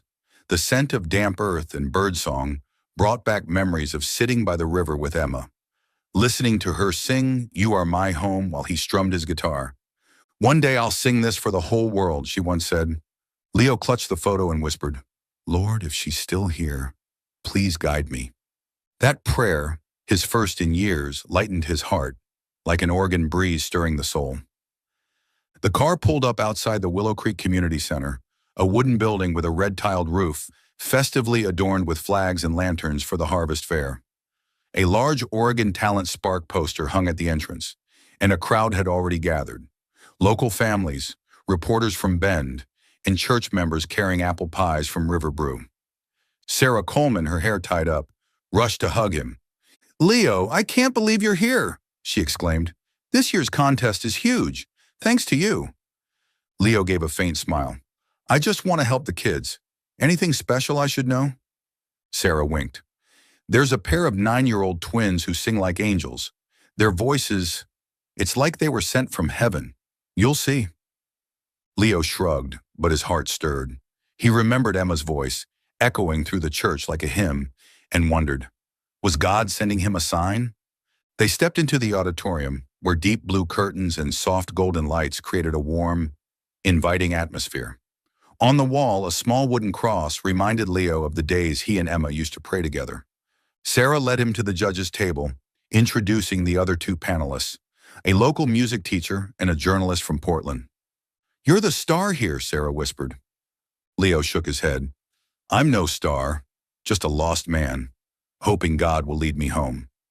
When Sarah walked away, Leo sat down and watched the crowd trickle in. Children ran about, parents chatted, and the scent of pine mingled with fresh coffee. Willow Creek was still as welcoming as he remembered, yet Leo felt out of place. He ran his thumb over the photo of Emma, remembering the moment he received that letter. "I left her. I left our child," he whispered. "Lord, if there's still a chance, please let me make it right." The wooden cross on the wall seemed to gaze back, and he felt something stir inside him, as if God was listening. In the corner of the auditorium, Nate and Noah whispered to each other, clutching the sheet music for "You Are My Home." They didn't know that the man sitting at the judge's table, with eyes full of sorrow, was their father, the one who had left their mother even knowing she was pregnant. And Leo didn't yet know that the voices of those two boys were about to awaken a memory he had tried to bury, and lead him into God's plan to heal a broken family. Leo Bennett couldn't sleep on his first night back in Willow Creek. In the small hotel room, moonlight slipped through the curtains and fell across a photograph on the desk. Him and Emma Rivera, 10 years ago, standing hand in hand by the Deschutes River. Emma, with her radiant smile and angelic voice, had once been his whole world, but a single envelope containing fabricated photos, sent by Clara, a jealous classmate, had destroyed everything. Leo closed his eyes, memories rushing in like the Oregon wind, pulling him back to the Portland Conservatory, where their love once bloomed, before he lost his way. 10 years ago, Leo, then 25, was a passionate young musician, and Emma was the conservatory's standout voice. They had met in choir class, where her rendition of Amazing Grace had brought the room to silence. With his guitar and dreams of the stage, Leo was captivated instantly. "You sing like an angel," he told her. Emma smiled. "My mother said a voice is a gift, to be shared." They quickly became inseparable. They would sit by the Deschutes River, Emma singing "You Are My Home," a song she had written while Leo composed the arrangement. On weekends, they'd visit River Brew or stroll through the park, dreaming of a future together. Emma often spoke about her childhood church, St. Peter's. "It's where I find peace," she'd say. Though Leo didn't attend church often, he loved hearing her talk about it. "We'll have a family one day," Emma whispered one night. Leo kissed her hand. "I'll never leave you." But that dream shattered when Emma told him she was pregnant. She broke the news one rainy afternoon. "Leo, we're having a baby." He hugged her, heart racing, already imagining a child with Emma's eyes, singing beside his guitar. But Clara, jealous that Emma had been chosen for a solo and that Leo loved only her, schemed to tear them apart. Clara, with her golden hair and cold, watchful eyes, began following Emma, snapping pictures of her chatting with Tom, a friendly classmate who helped her rehearse. One night, after a tense argument between Leo and Emma about fatherhood and his uncertain career, a mutual friend handed Leo an envelope, saying it was found at the conservatory. Inside were 5 photos. Emma smiling with Tom at a cafe, holding his hand during rehearsal, standing close in the courtyard. Some had been edited to look more intimate. One even showed them seemingly embracing. Alongside was a note, "Leo, she's not who you think. Don't let her fool you." Enraged and consumed by jealousy, Leo stormed into the conservatory's practice room where Emma was rehearsing. Under dim lights and the patter of rain outside, he held up the photos, voice trembling. "Explain this, Emma. Who is he? When were you with him?" Emma, stunned, stared at the pictures and shook her head. "That's Tom. He's just a friend. You really think I'd cheat on you? I don't even know who took these." She reached for Leo's hand, eyes brimming with tears. "You have to believe me, Leo. I only want you." But Leo, blinded by hurt, shouted, "Believe you? When you're smiling at him, holding his hand? Who's the father, Emma?" Emma froze as if stabbed. "You're doubting our child?" she whispered, her voice cracking. "I can't be with someone who doesn't trust me." She turned away, sobbing, leaving Leo standing there, furious and broken. "If you can't explain, I can't stay," he said, walking out, abandoning Emma and the child he knew she carried. Leo tried calling her later, but her number was disconnected. He asked around, but she had left the conservatory and moved to a small town no one could name. 2 years later, he hired a private investigator who could only confirm she was somewhere in Oregon. Then he stopped. "I was afraid, Emma," Leo whispered to the photo. "Afraid you'd built a new life. Afraid to face what I'd done." 3 years later, he ran into Sarah, an old classmate, who told him Tom and Emma were just friends, and that Clara had spread lies and rumors. Leo looked again at the photos he had kept for years, noticing unnatural lighting and awkward angles. They'd been doctored, but it was too late. Emma was gone. Leo threw himself into his career in Los Angeles, bearing the pain. But each night he dreamed of Emma singing "You Are My Home," a haunting reminder of the mistake he could never undo. Now in Willow Creek, Leo held the photo as tears slid down his cheeks. "Lord, I doubted Emma, and I abandoned our child because of lies. Please, give me a chance to make it right," he whispered, one of the rare, earnest prayers of his adult life. He stepped out onto the balcony. Willow Creek was peaceful, the sound of pine leaves rustling in the breeze. Festival lanterns lit up the community center, where Oregon Talent Spark would soon begin. Sarah Coleman, the one who had invited him, had spoken of a pair of twins who sing like angels. Leo's heart stirred. "If you're here, Emma, I'll find you," he whispered. The next day, Leo arrived at the community center and took his seat at the judge's table. The hall buzzed with chatter, the smell of baked goods from River Brew, and the laughter of children. In the corner, Nate and Noah clutched their sheet music for "You Are My Home," unaware that the sorrowful man sitting at the judge's table was their father, the man who had left their mother even knowing she was pregnant. And Leo didn't yet know that their voices were about to bring him back, to the love and the family he thought he had lost forever. The Willow Creek Community Center auditorium sparkled with lights. Excited chatter buzzed from the crowd gathering for the Oregon Talent Spark. Deep blue curtains shimmered under the warm lighting, while wooden chairs trimmed with lantern string lights added to the festive harvest season mood. The scent of apple pie from River Brew and rich coffee filled the space with the cozy warmth of a small town amid the October chill. Backstage, Nate and Noah Rivera stood huddled together, their small hands gripping the sheet music for "You Are My Home." Their white dress shirts were oversized, their brown hair tousled by the wind, and their big brown eyes gleamed with a mix of worry and determination. "Nate, there are so many people," Noah whispered, tiptoeing to peek through the curtain, clutching his brother's hand tighter. "I'm scared I'll forget the lyrics." Nate, though also trembling, stood straighter, his expression serious. "Mom said we sing to make her smile. We can do this, Noah. For Mom." Noah nodded, his gap-toothed smile lighting up his face. "Yeah, the Rivera stars are going to make her proud." What they didn't know was that their mother, Emma, was at Marionberry Haven Bakery, coughing behind the counter, hiding her illness to keep them from worrying. And even more unknown to them was that sitting at the judge's table was Leo Bennett, the man who had walked away from their mother while she was pregnant, carrying a heavy heart and a fragile sliver of hope. Leo sat in the middle of the auditorium, pen in hand, eyes scanning the stage but weighed down by guilt. For the past 10 years, he'd lived with torment, blaming himself for abandoning Emma after believing in forged photos, failing to trust the woman he had once loved more than life itself. When he finally learned the truth, it was too late. Emma had vanished from Portland, leaving him with a decade of regret. The photograph of her by the Deschutes River, now tucked into his coat pocket, was the reason he'd come to Willow Creek, hoping to find her and face the past. He had a suspicion. She had been pregnant. Could he have a child? But 10 years, what if she moved on? What if they're not mine? The thought ached in his chest, a war of hope and dread tearing through him. The speakers crackled, pulling Leo back to the present. The MC, a glowing woman from Bend, announced, "Up next, RacismStories performing You Are My Home." Applause filled the room as Nate and Noah stepped onto the stage. Two small, slender boys, no older than 7 or 8, stumbled slightly on their way out. Their oversized white shirts hung loosely, and their hands trembled as they clutched the microphones. Nate, with messy hair and a focused gaze, nodded at Noah, who bit his lip, his smile shy. Under the lights, their big brown eyes shimmered as if they were ready to leave fear behind. Nate began, his voice low and steady though still young.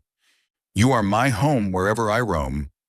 Noah joined in, his voice clear and high, like a bell echoing through the hall. Leo froze. That voice, pure, warm, full of emotion, was Emma's. It was her. He stared at the boys, his heart thudding. Those deep brown eyes, Noah's radiant smile. The way Nate tilted his head, it was Emma, as if she were standing there. How do they look so much like her, he thought, breath catching in his throat. Then came a terrifying question. Are they mine or someone else's? Emotion surged in Leo's chest. A piece of Emma he thought he'd lost forever now suddenly before him. But doubt sliced through the joy like a blade. He had known she was pregnant, but he left her. What if she had found someone else? What if the twins weren't his? His hands clenched, his vision blurred. Regret gripped him, memories of her sobbing, of him yelling, of his failure to find her even when he tried. Now Nate and Noah stood before him, small and brilliant, and Leo felt torn apart. Joy at seeing pieces of Emma again. Pain that he might have lost her forever. Nate and Noah sang, their fear forgotten. They thought of their mother, who smiled through chest pain, who taught them, "You are my home" every night. "When the night is cold, you keep me warm." They harmonized, their voices blending like a prayer, a silent promise to save her with that $20,000 prize. The audience went quiet. Mr. Jenkins, Miss Harper, and others sat with tear-filled eyes. Some remembered Emma singing at St. Peter's Church long ago, her voice once enchanting the entire town. But Nate and Noah sang only for her, not noticing the audience, not seeing the man at the judges' table fighting a rising tide of emotion. As the last note echoed, the room erupted in applause. Nate and Noah bowed, hands shaking but their faces beaming, eyes sparkling like stars. Leo didn't clap. He sat still, eyes red, hands trembling as he wrote his score. They looked so much like her, he thought, heart caught in a storm of longing and fear. Do I have a chance to make this right? He wondered, like a single ray of light piercing the darkness of guilt. The MC called for comments from the judges. Leo inhaled deeply. His voice came out hoarse. "You boys, you sang with your whole hearts. That voice reminded me of someone very special." The crowd applauded, but Nate and Noah simply smiled at each other, not understanding. They left the stage, hearts pounding with pride for doing well, unaware that the man who had once broken their mother's heart was the one watching them now. Leo rose and quietly slipped backstage. There he saw Nate and Noah, hugging, giggling, their brown eyes aglow. He stopped a few steps away, staring at them. They were Emma, her voice, her smile, even the way they tilted their heads.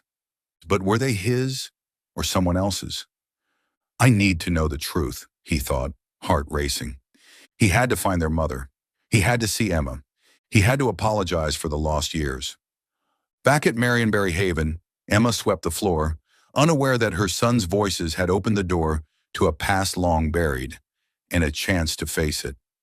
The Willow Creek Community Center auditorium still buzzed after Nate and Noah's performance. Applause and chatter mingled with the scent of apple pie from River Brew, wrapping the harvest celebration in a small-town warmth. Lantern lights shimmered above, but Leo Bennett no longer noticed them.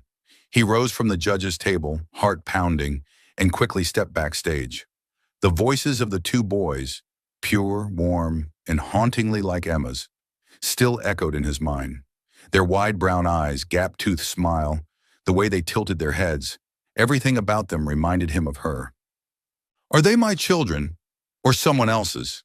The thought knotted in his chest, caught between hope and fear. Behind the stage, Nate and Noah Rivera sat on a wooden bench, small and huddled in their oversized white dress shirts. Noah whistled the chorus of "You Are My Home," his feet swinging beneath him, while Nate carefully folded their sheet music, his big eyes scanning the room. "We did good, right?" Noah asked, his smile bright. Nate nodded, his tone serious. "Yeah, Mom's going to be proud. Now we just need to win so she can get better."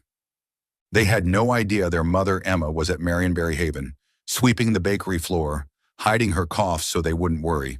And they certainly didn't know that the man walking toward them, eyes full of memories, was the one who had once broken her heart. Leo stopped a few steps away, taking a deep breath to steady himself. The boys were smaller than he had imagined. Their tousled brown hair and soft, innocent faces made his chest tighten. Nate's deep brown eyes, so much like Emma's, stopped him in his tracks. Noah's smile, complete with that chipped front tooth, mirrored Emma's smile by the Deschutes River a decade ago. For 10 years, Leo had lived with relentless guilt for doubting Emma, for abandoning her when she was pregnant. He had tried to find her, but she had vanished, leaving him with regret too heavy to bear. Now these boys, their voices, gestures, and faces, stirred something deep within him, and yet fear crept in. What if she moved on? What if they're not mine, he wondered, his hand trembling as he stepped closer. "Hi there," Leo said, his voice rough, forcing a smile. Nate and Noah looked up, wide-eyed with curiosity. "I'm one of the judges. You boys sang beautifully." Noah beamed. "Thanks, our mom taught us that song." Nate, always more cautious, asked, "You really liked it?" "We just wanted to make our mom smile." Leo's chest tightened. "Yes, I really did. That song, it's very special." He hesitated, then asked softly, "What's your mom's name?" Nate glanced at Noah as if seeking permission, then answered innocently, "Our mom's Emma Rivera. She works at the bakery." Leo froze, like lightning had struck him. "Emma Rivera," he repeated, the name catching in his throat as his eyes blurred. She was here, in Willow Creek, just blocks away. Emotion surged, like finding a piece of his soul that had been missing. But quickly, doubt and fear returned. The boys looked like Emma, but 10 years was a long time. What if she built a new life? What if Nate and Noah belonged to someone else? His fists clenched, shame pressing down on him. He remembered Emma's voice breaking in tears during their last argument. He had doubted her, believed lies, and for 10 years he'd lived with the guilt of not being there. Not for her, not for their child. "I knew your mom once," Leo murmured, eyes fixed on the boys. Noah tilted his head, curious. "Really?" "She never told us." Nate, sharper, asked, "How long did you know her?" Leo gave a sad smile, his voice unsteady. "A long time ago. Your mom, she's a very special woman." He wanted to say more, to ask more, but he couldn't. Not yet. He had to see Emma. He had to apologize. He had to know the truth. "You boys rest up for the next round, okay?" he said, doing his best to stay calm. "I'll be cheering you on." Nate and Noah nodded, smiling brightly, then ran off, leaving Leo standing in silence. He returned to the auditorium and found Sarah Coleman, the event organizer. "Sarah," he said quietly, "I need to ask a favor. Please, don't mention anything about Nate and Noah or their mother to anyone. I need to confirm something." Sarah frowned slightly but nodded. "Of course, Leo. I'll keep it between us." Leo thanked her, but his heart was in turmoil. Do I still have a chance to make this right? He wondered, clinging to a fragile thread of hope in the storm of guilt and uncertainty.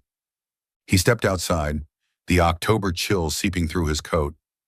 Willow Creek lay quiet under the glow of festival lanterns. In the distance, he gazed toward Marionberry Haven, where Emma was working. He remembered the nights she used to sing, "You Are My Home," her voice clear and angelic in St. Peter's Church. He had loved her, had dreamed of a family, but he had destroyed it all because of doubt. Now Nate and Noah, their voices, their smiles, their essence, could be his sons, or they could be a reminder of everything he had lost. "Emma," he whispered into the crisp air, "I have to find you." At the bakery, Emma wiped down the counter, her hands trembling from fatigue. She didn't know that her son's voices had just echoed through Oregon Talent Spark. She didn't know that Leo, the man who once doubted and left her, was stepping closer to the life she had built. And Nate and Noah, giggling back at the community center, had no idea that their innocent words had opened the door for a broken family to finally face the truth, even if that meant confronting doubt and deep, aching regret. Night had fallen over Willow Creek, and the October chill crept through the cobblestone streets, carrying with it the scent of pine and warm pastries from the Harvest Festival. The golden light of Marionberry Haven Bakery spilled onto the sidewalk, where Emma Rivera swept the floor. Her brown hair was tied up high, a few loose strands falling over her tired eyes. She coughed softly, covering her mouth with a cloth, hiding the faint trace of red. She had no idea that just a few streets away, the voices of Nate and Noah at Oregon Talent Spark had shaken the heart of the man she once loved, and the man who had shattered hers. Leo Bennett stood outside the bakery, his hand clutching the photograph of Emma inside his coat pocket. For 10 years he had lived with torment, blaming himself for doubting her because of forged photos, leaving her while she was carrying his child. Now, after hearing Nate and Noah, two boys whose voices and smiles mirrored Emma, he could no longer wait. She's here, he thought, heart pounding, but doubt still gripped him. What if those boys aren't mine? What if she built a new life? He drew a deep breath and pushed the door open. The chime of the bell shattered the silence. Emma looked up, her hands frozen on the broom handle. When she saw Leo, her body stiffened, her eyes widened in shock. His face, the same deep blue eyes, though now lined with pain, thrust her back to that moment 10 years ago when he had yelled at her over fake photographs. "You!" she whispered, her voice trembling. Then coldly, "You have the nerve to come back?" Leo stepped forward, raising a hand as if to ease the tension, but stopped when he saw her eyes, wounded, furious, and unforgiving. "Emma," he said, voice hoarse, I need to talk." Emma gripped the broom tighter and turned away. "Talk? After everything you did?" Her voice cut sharp. Leo bowed his head, shame welling up. "I was wrong, Emma. The photos, they were fake. Clara set it all up to tear us apart. I found out years later, but it was too late. I tried to find you, but you had vanished." He paused, eyes red. "I've lived 10 years with that punishment, Emma. I'm not asking for forgiveness tonight, but I need you to know I regret everything." Emma turned back toward him, her eyes glassy but her tone still cold. "Regret," she echoed. "You doubted me, Leo. Even when I begged you to believe. You thought I cheated. Thought the baby—" She stopped, her voice cracking, unwilling to say their names. "You left me, alone, and now you come back because you feel guilty?" Leo's heart clenched. He remembered her sobbing, remembered his blind refusal to believe her. He had lived a decade in agony, imagining the child he never met. "I heard them sing tonight," he said, voice shaking. "Nate and Noah. They sound like you, Emma. Their voices, their eyes, their smiles. I think they might be mine, but I'm not sure. I'm scared you moved on, that they're someone else's children." Emma's entire body tensed, her eyes sharpened. "Don't talk about my sons," she said, her voice low and clipped. "You have no right, Leo. Not after what you did." Leo took one step closer, his eyes glassy. "I'm not claiming any rights, Emma. I'm only asking for the truth. If they're not mine, I'll leave. But if they are—" His voice broke. "I already lost you. I lost 10 years. I can't bear the thought of losing even more." Emma looked at him, her hands trembling. She wanted to scream, to tell him about the nights she cried alone, about raising Nate and Noah with a shattered heart. But she said nothing. She turned away, hiding the cough that clawed at her chest. "You don't understand, Leo," she said softly but firmly. "I don't want your apology. Not tonight." She pointed to the door. "Go. Leave me in peace." Leo stood frozen, wanting to say more, but her gaze, fierce and broken, held him back. "I won't bother you again," he said, his voice ragged. "But I won't give up, Emma. Not until I know the truth." He turned and walked out. The bell above the door chimed behind him, like a quiet farewell. Emma stood still, her hand over her chest as tears streamed down her face. She remembered the days with Leo, the nights they sang "You Are My Home" by the Deschutes River. She remembered the moment everything collapsed, the betrayal, the heartbreak. She used to sing at St. Peter's Church to find peace, but now even peace felt unreachable. "You don't know anything, Leo," she whispered, thinking of Nate and Noah, and the secret she had kept to protect them. Leo walked the quiet streets of Willow Creek, the October chill seeping through his coat. He gazed at the glowing lanterns of the Harvest Festival, his thoughts tangled and heavy. Emma was here, strong, but hurt. Nate and Noah, with her voice, her smile, might be his sons, or they might just be reminders of everything he had lost. "Do I still have a chance to make this right?" he wondered, heart heavy. He needed to find out. He needed to face the truth, no matter how painful. And at the bakery, Emma wiped her tears, not knowing that tonight's confrontation was only the beginning of a long journey to heal a broken family. The morning after the first round of Oregon Talent Spark, Willow Creek glowed under the autumn sun. The festive atmosphere of the Harvest Fair had softened, giving way to the town's quiet rhythm. At the community center, Nate and Noah Rivera practiced for the finals. Their white shirts were wrinkled, their brown hair tousled, and their wide brown eyes sparkled with hope. "We have to sing even better, Nate," Noah said brightly, swinging his legs, "so Mom can get the money to feel better." Nate, ever the quiet one, nodded, but his eyes were worried. He knew their mom, Emma, was hiding her coughs, and that weight sat heavily on his small shoulders. Leo Bennett stood just a few steps from the stage, his eyes fixed on the boys. For 10 years he had lived with guilt, tormenting himself for believing forged photos and walking away from Emma when she was pregnant. Last night at Marionberry Haven, the cold look in her eyes, "You have the nerve to come back?" had cut him to the core. Nate and Noah, with their voices and smiles so much like Emma's, had stirred something deep inside him. He suspected they were his sons, but fear still gripped him. What if they belonged to someone else? What if Emma built a new life? He thought, torn. Suddenly, Nate stumbled, clutching his head, and collapsed on the floor. Noah panicked. "Nate! Nate!" he screamed. Leo rushed forward, dropping to his knees beside the boy, his heart pounding. "Nate, can you hear me?" he called out, gently lifting him. Nate's chubby face was pale, his eyes closed, breathing faint. Noah clung to his brother's hand, sobbing. "Please help him." Leo scooped Nate into his arms. The boy was so light it broke his heart. He rushed them to his car, driving straight to the local hospital.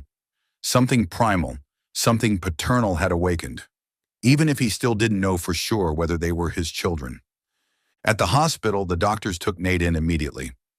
Leo sat with Noah in the waiting room, the little boy shaking in his arms. "Is Nate going to be okay?" Noah whispered, eyes glossy with tears. Leo tightened his arm around him. "Yes, I promise. Nate's strong." But inside, he was terrified. He looked down at Noah, those deep brown eyes, the gap-toothed grin, and saw Emma and the years he had missed. Regret surged.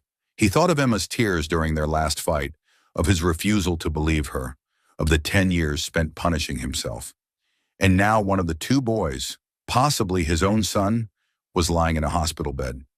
A middle-aged female doctor walked in. "Nate's stable," she said. "He fainted due to malnutrition and stress, likely from too much worry. We've given him fluids and are monitoring him." Leo exhaled deeply, though his chest tightened. "Malnutrition?" he repeated, thinking of Emma, working constantly to support them. Noah murmured, "Mom works too much. We don't have much money." Leo asked to see Nate. The boy lay on the hospital bed, tiny in the oversized gown, eyes barely open. "You're the judge, right?" Nate asked faintly. Leo nodded, sitting beside him, gently brushing his hair back. Yes, I'm here. Just rest now, okay? Nate gave a weak smile before closing his eyes again. Leo sat there, overwhelmed. How much have I missed, he wondered, eyes misty. He stayed up all night, wiping Nate's forehead, fetching water for Noah, watching over them like a father discovering love for the first time. In the middle of the night, Leo walked out to the hallway to get coffee. As he passed the reception, he overheard the doctor speaking to a nurse. Nate Rivera has AB negative blood. Very rare, she said quietly. The nurse nodded. So does Noah. Not often you see AB in a small town. Leo froze as if struck by lightning. A B question mark, he whispered, hand trembling. He knew his own blood type, and that kind of genetic match couldn't be a coincidence. Nate and Noah were his sons. His heart clenched. He had been absent for 10 years. Looking at their frail bodies, boys who looked younger than 9, he realized how hard life had been for them. Nate had fainted because of stress and poor nutrition. The pain was unbearable. A wave of joy surged in him, like reclaiming a part of himself. He peeked through the room's window. Nate was asleep, Noah curled up in a chair nearby. They were his, those brown eyes, those smiles, that voice Emma once carried alone. Now they were part of him too. But then came the fear. He had abandoned Emma, abandoned them. He had left them in need and hardship. He remembered her cold eyes, remembered how he had doubted her because of lies. Do I even deserve a second chance, he wondered, his chest aching. Just then, Emma appeared in the doorway. Her face was pale, her eyes red from worry. She looked at Nate, then Noah. But when her gaze landed on Leo, it hardened. Thank you for bringing Nate, she said coldly, not meeting his eyes. I'll take it from here. Leo stood. He wanted to tell her about the blood type, about the truth, but the words caught in his throat. Emma, Don't, Leo, she cut him off. Not now. She sat beside Nate, brushing back his hair, hiding a rising cough. Leo stepped out, his heart in turmoil, but more determined than ever. In the quiet hallway, Leo stared at the moonlight spilling over Willow Creek. He remembered Emma singing "You Are My Home" by the Deschutes River, her voice like light in the dark.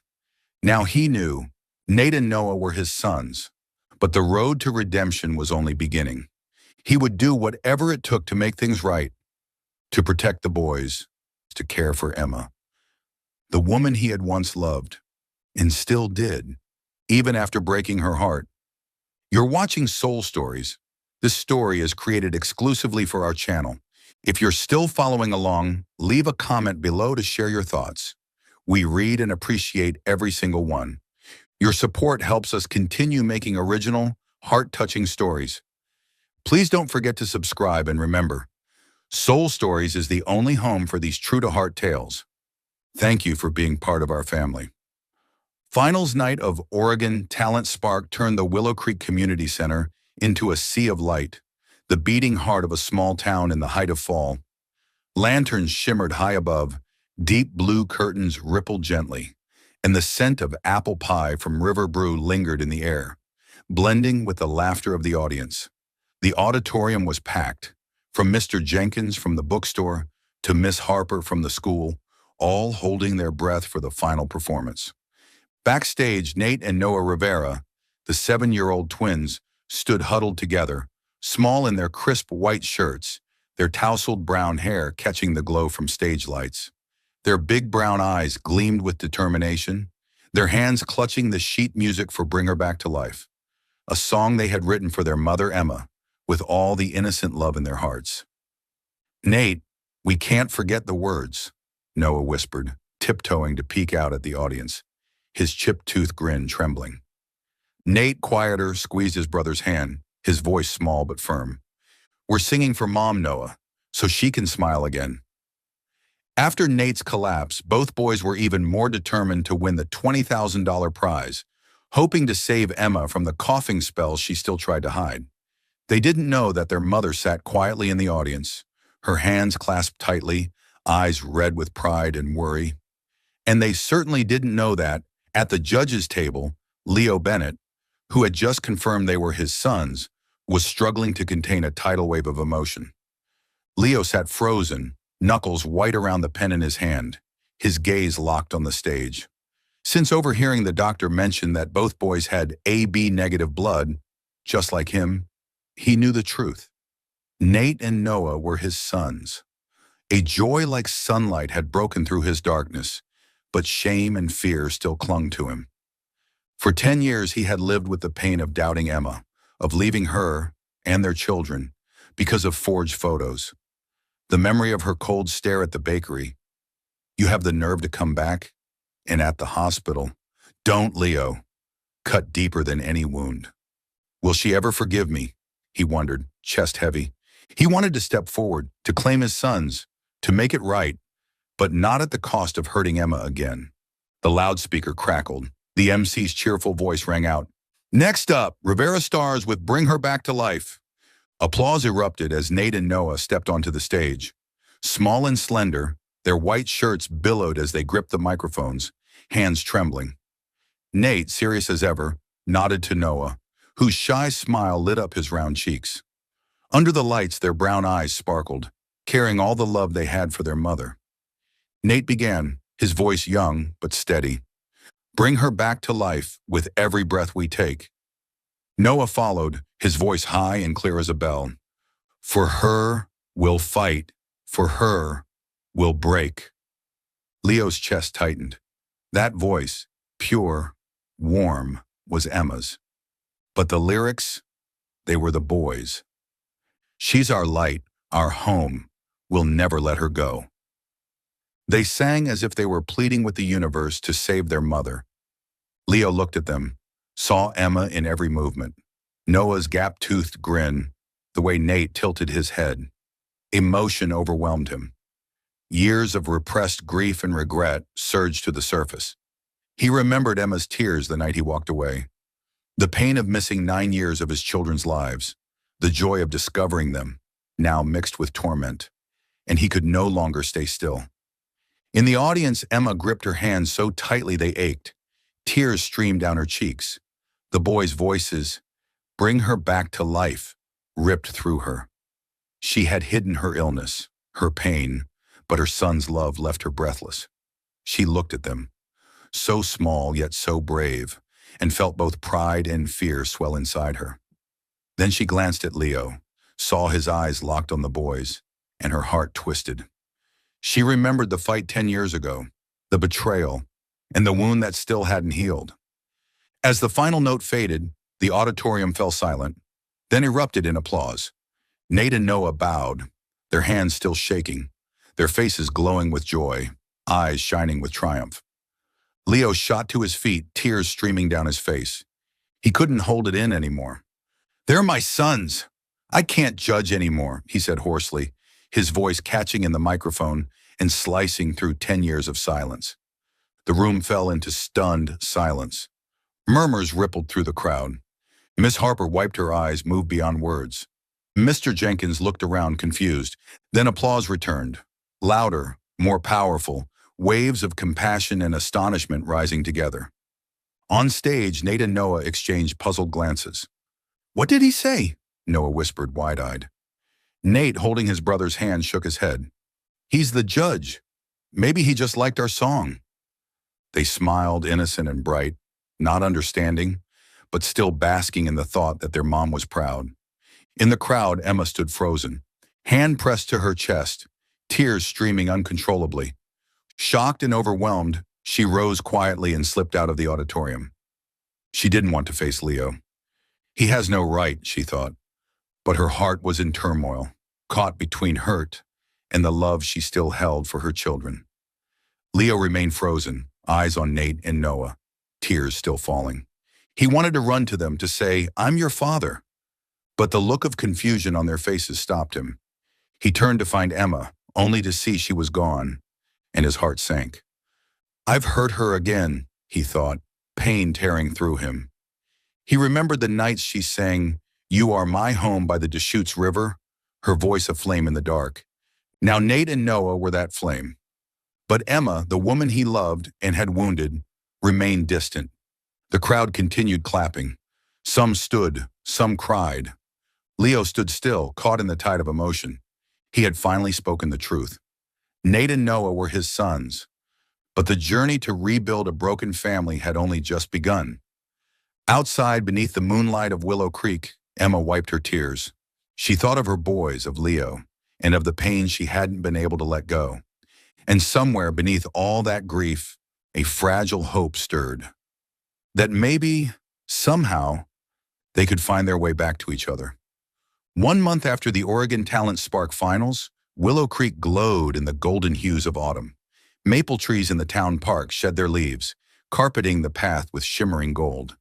A small celebration unfolded beneath the gentle sunlight, the laughter of children mingling with the scent of apple pie from River Brew. Nate and Noah Rivera ran through piles of leaves, wearing matching blue sweaters now smudged with dirt. Their wide brown eyes sparkled with joy, and Noah's gap-toothed grin lit up the park like sunshine. "Catch me, Nate!" Noah shouted, darting through the leaves. Quiet and thoughtful, Nate chased after him, laughing softly. Emma Rivera sat on a wooden bench nearby. Her face was pale, but her eyes were brighter after the surgery. Thanks to the $20,000 prize and the quiet support of Leo Bennett, she was free of the tumor in her lung. Nate and Noah had won the competition and received music scholarships from a Portland foundation, opening a new door to their future. After Leo publicly claimed paternity, Emma had sat down with the boys, her voice gentle. "Boys, Mr. Leo is your father. He wasn't around because of a big misunderstanding, but he loves you, and he wants to be part of our lives." Nate's eyes had widened. "Will Daddy play with us all the time now?" Noah had giggled. "He's funny." Emma had pulled them into her arms, her heart torn. But when she saw their acceptance of Leo, she felt God's love surrounding them, like a guiding light. Leo stood near the refreshment table, his gaze never leaving Emma and the boys. After confirming that Nate and Noah were his through their rare blood type, he lived with a blend of joy and fear. Emma's cold gaze at the bakery, "Don't, Leo," and again at the hospital still haunted him. For 10 years, he had carried the pain of doubting her, of leaving her and their children because of forged photos. Hearing Nate and Noah call him Dad gave him hope, that perhaps in God's mercy, he had a chance to make things right. He wanted to win Emma's heart again, the way he had when they first met by the Deschutes River, but feared she wasn't ready to open her heart. Nate ran up, tugging on Leo's sleeve. "Dad, come play with us," he said, eyes shining. Noah followed, grinning. "Dad runs slow. I'll totally win." Leo laughed and dashed into the leaves, letting them climb onto his back. Their laughter echoed, drawing Emma's eyes toward them. She saw Leo, not the man who once doubted her, but the one who carried Nate into the hospital, paid the bills, and laughed with the boys like a true father. She thought of St. Peter's Church, where she used to sing, believing God taught forgiveness. "Can I let go?" she wondered, clenching her hands on her lap. Leo paused and looked back at her.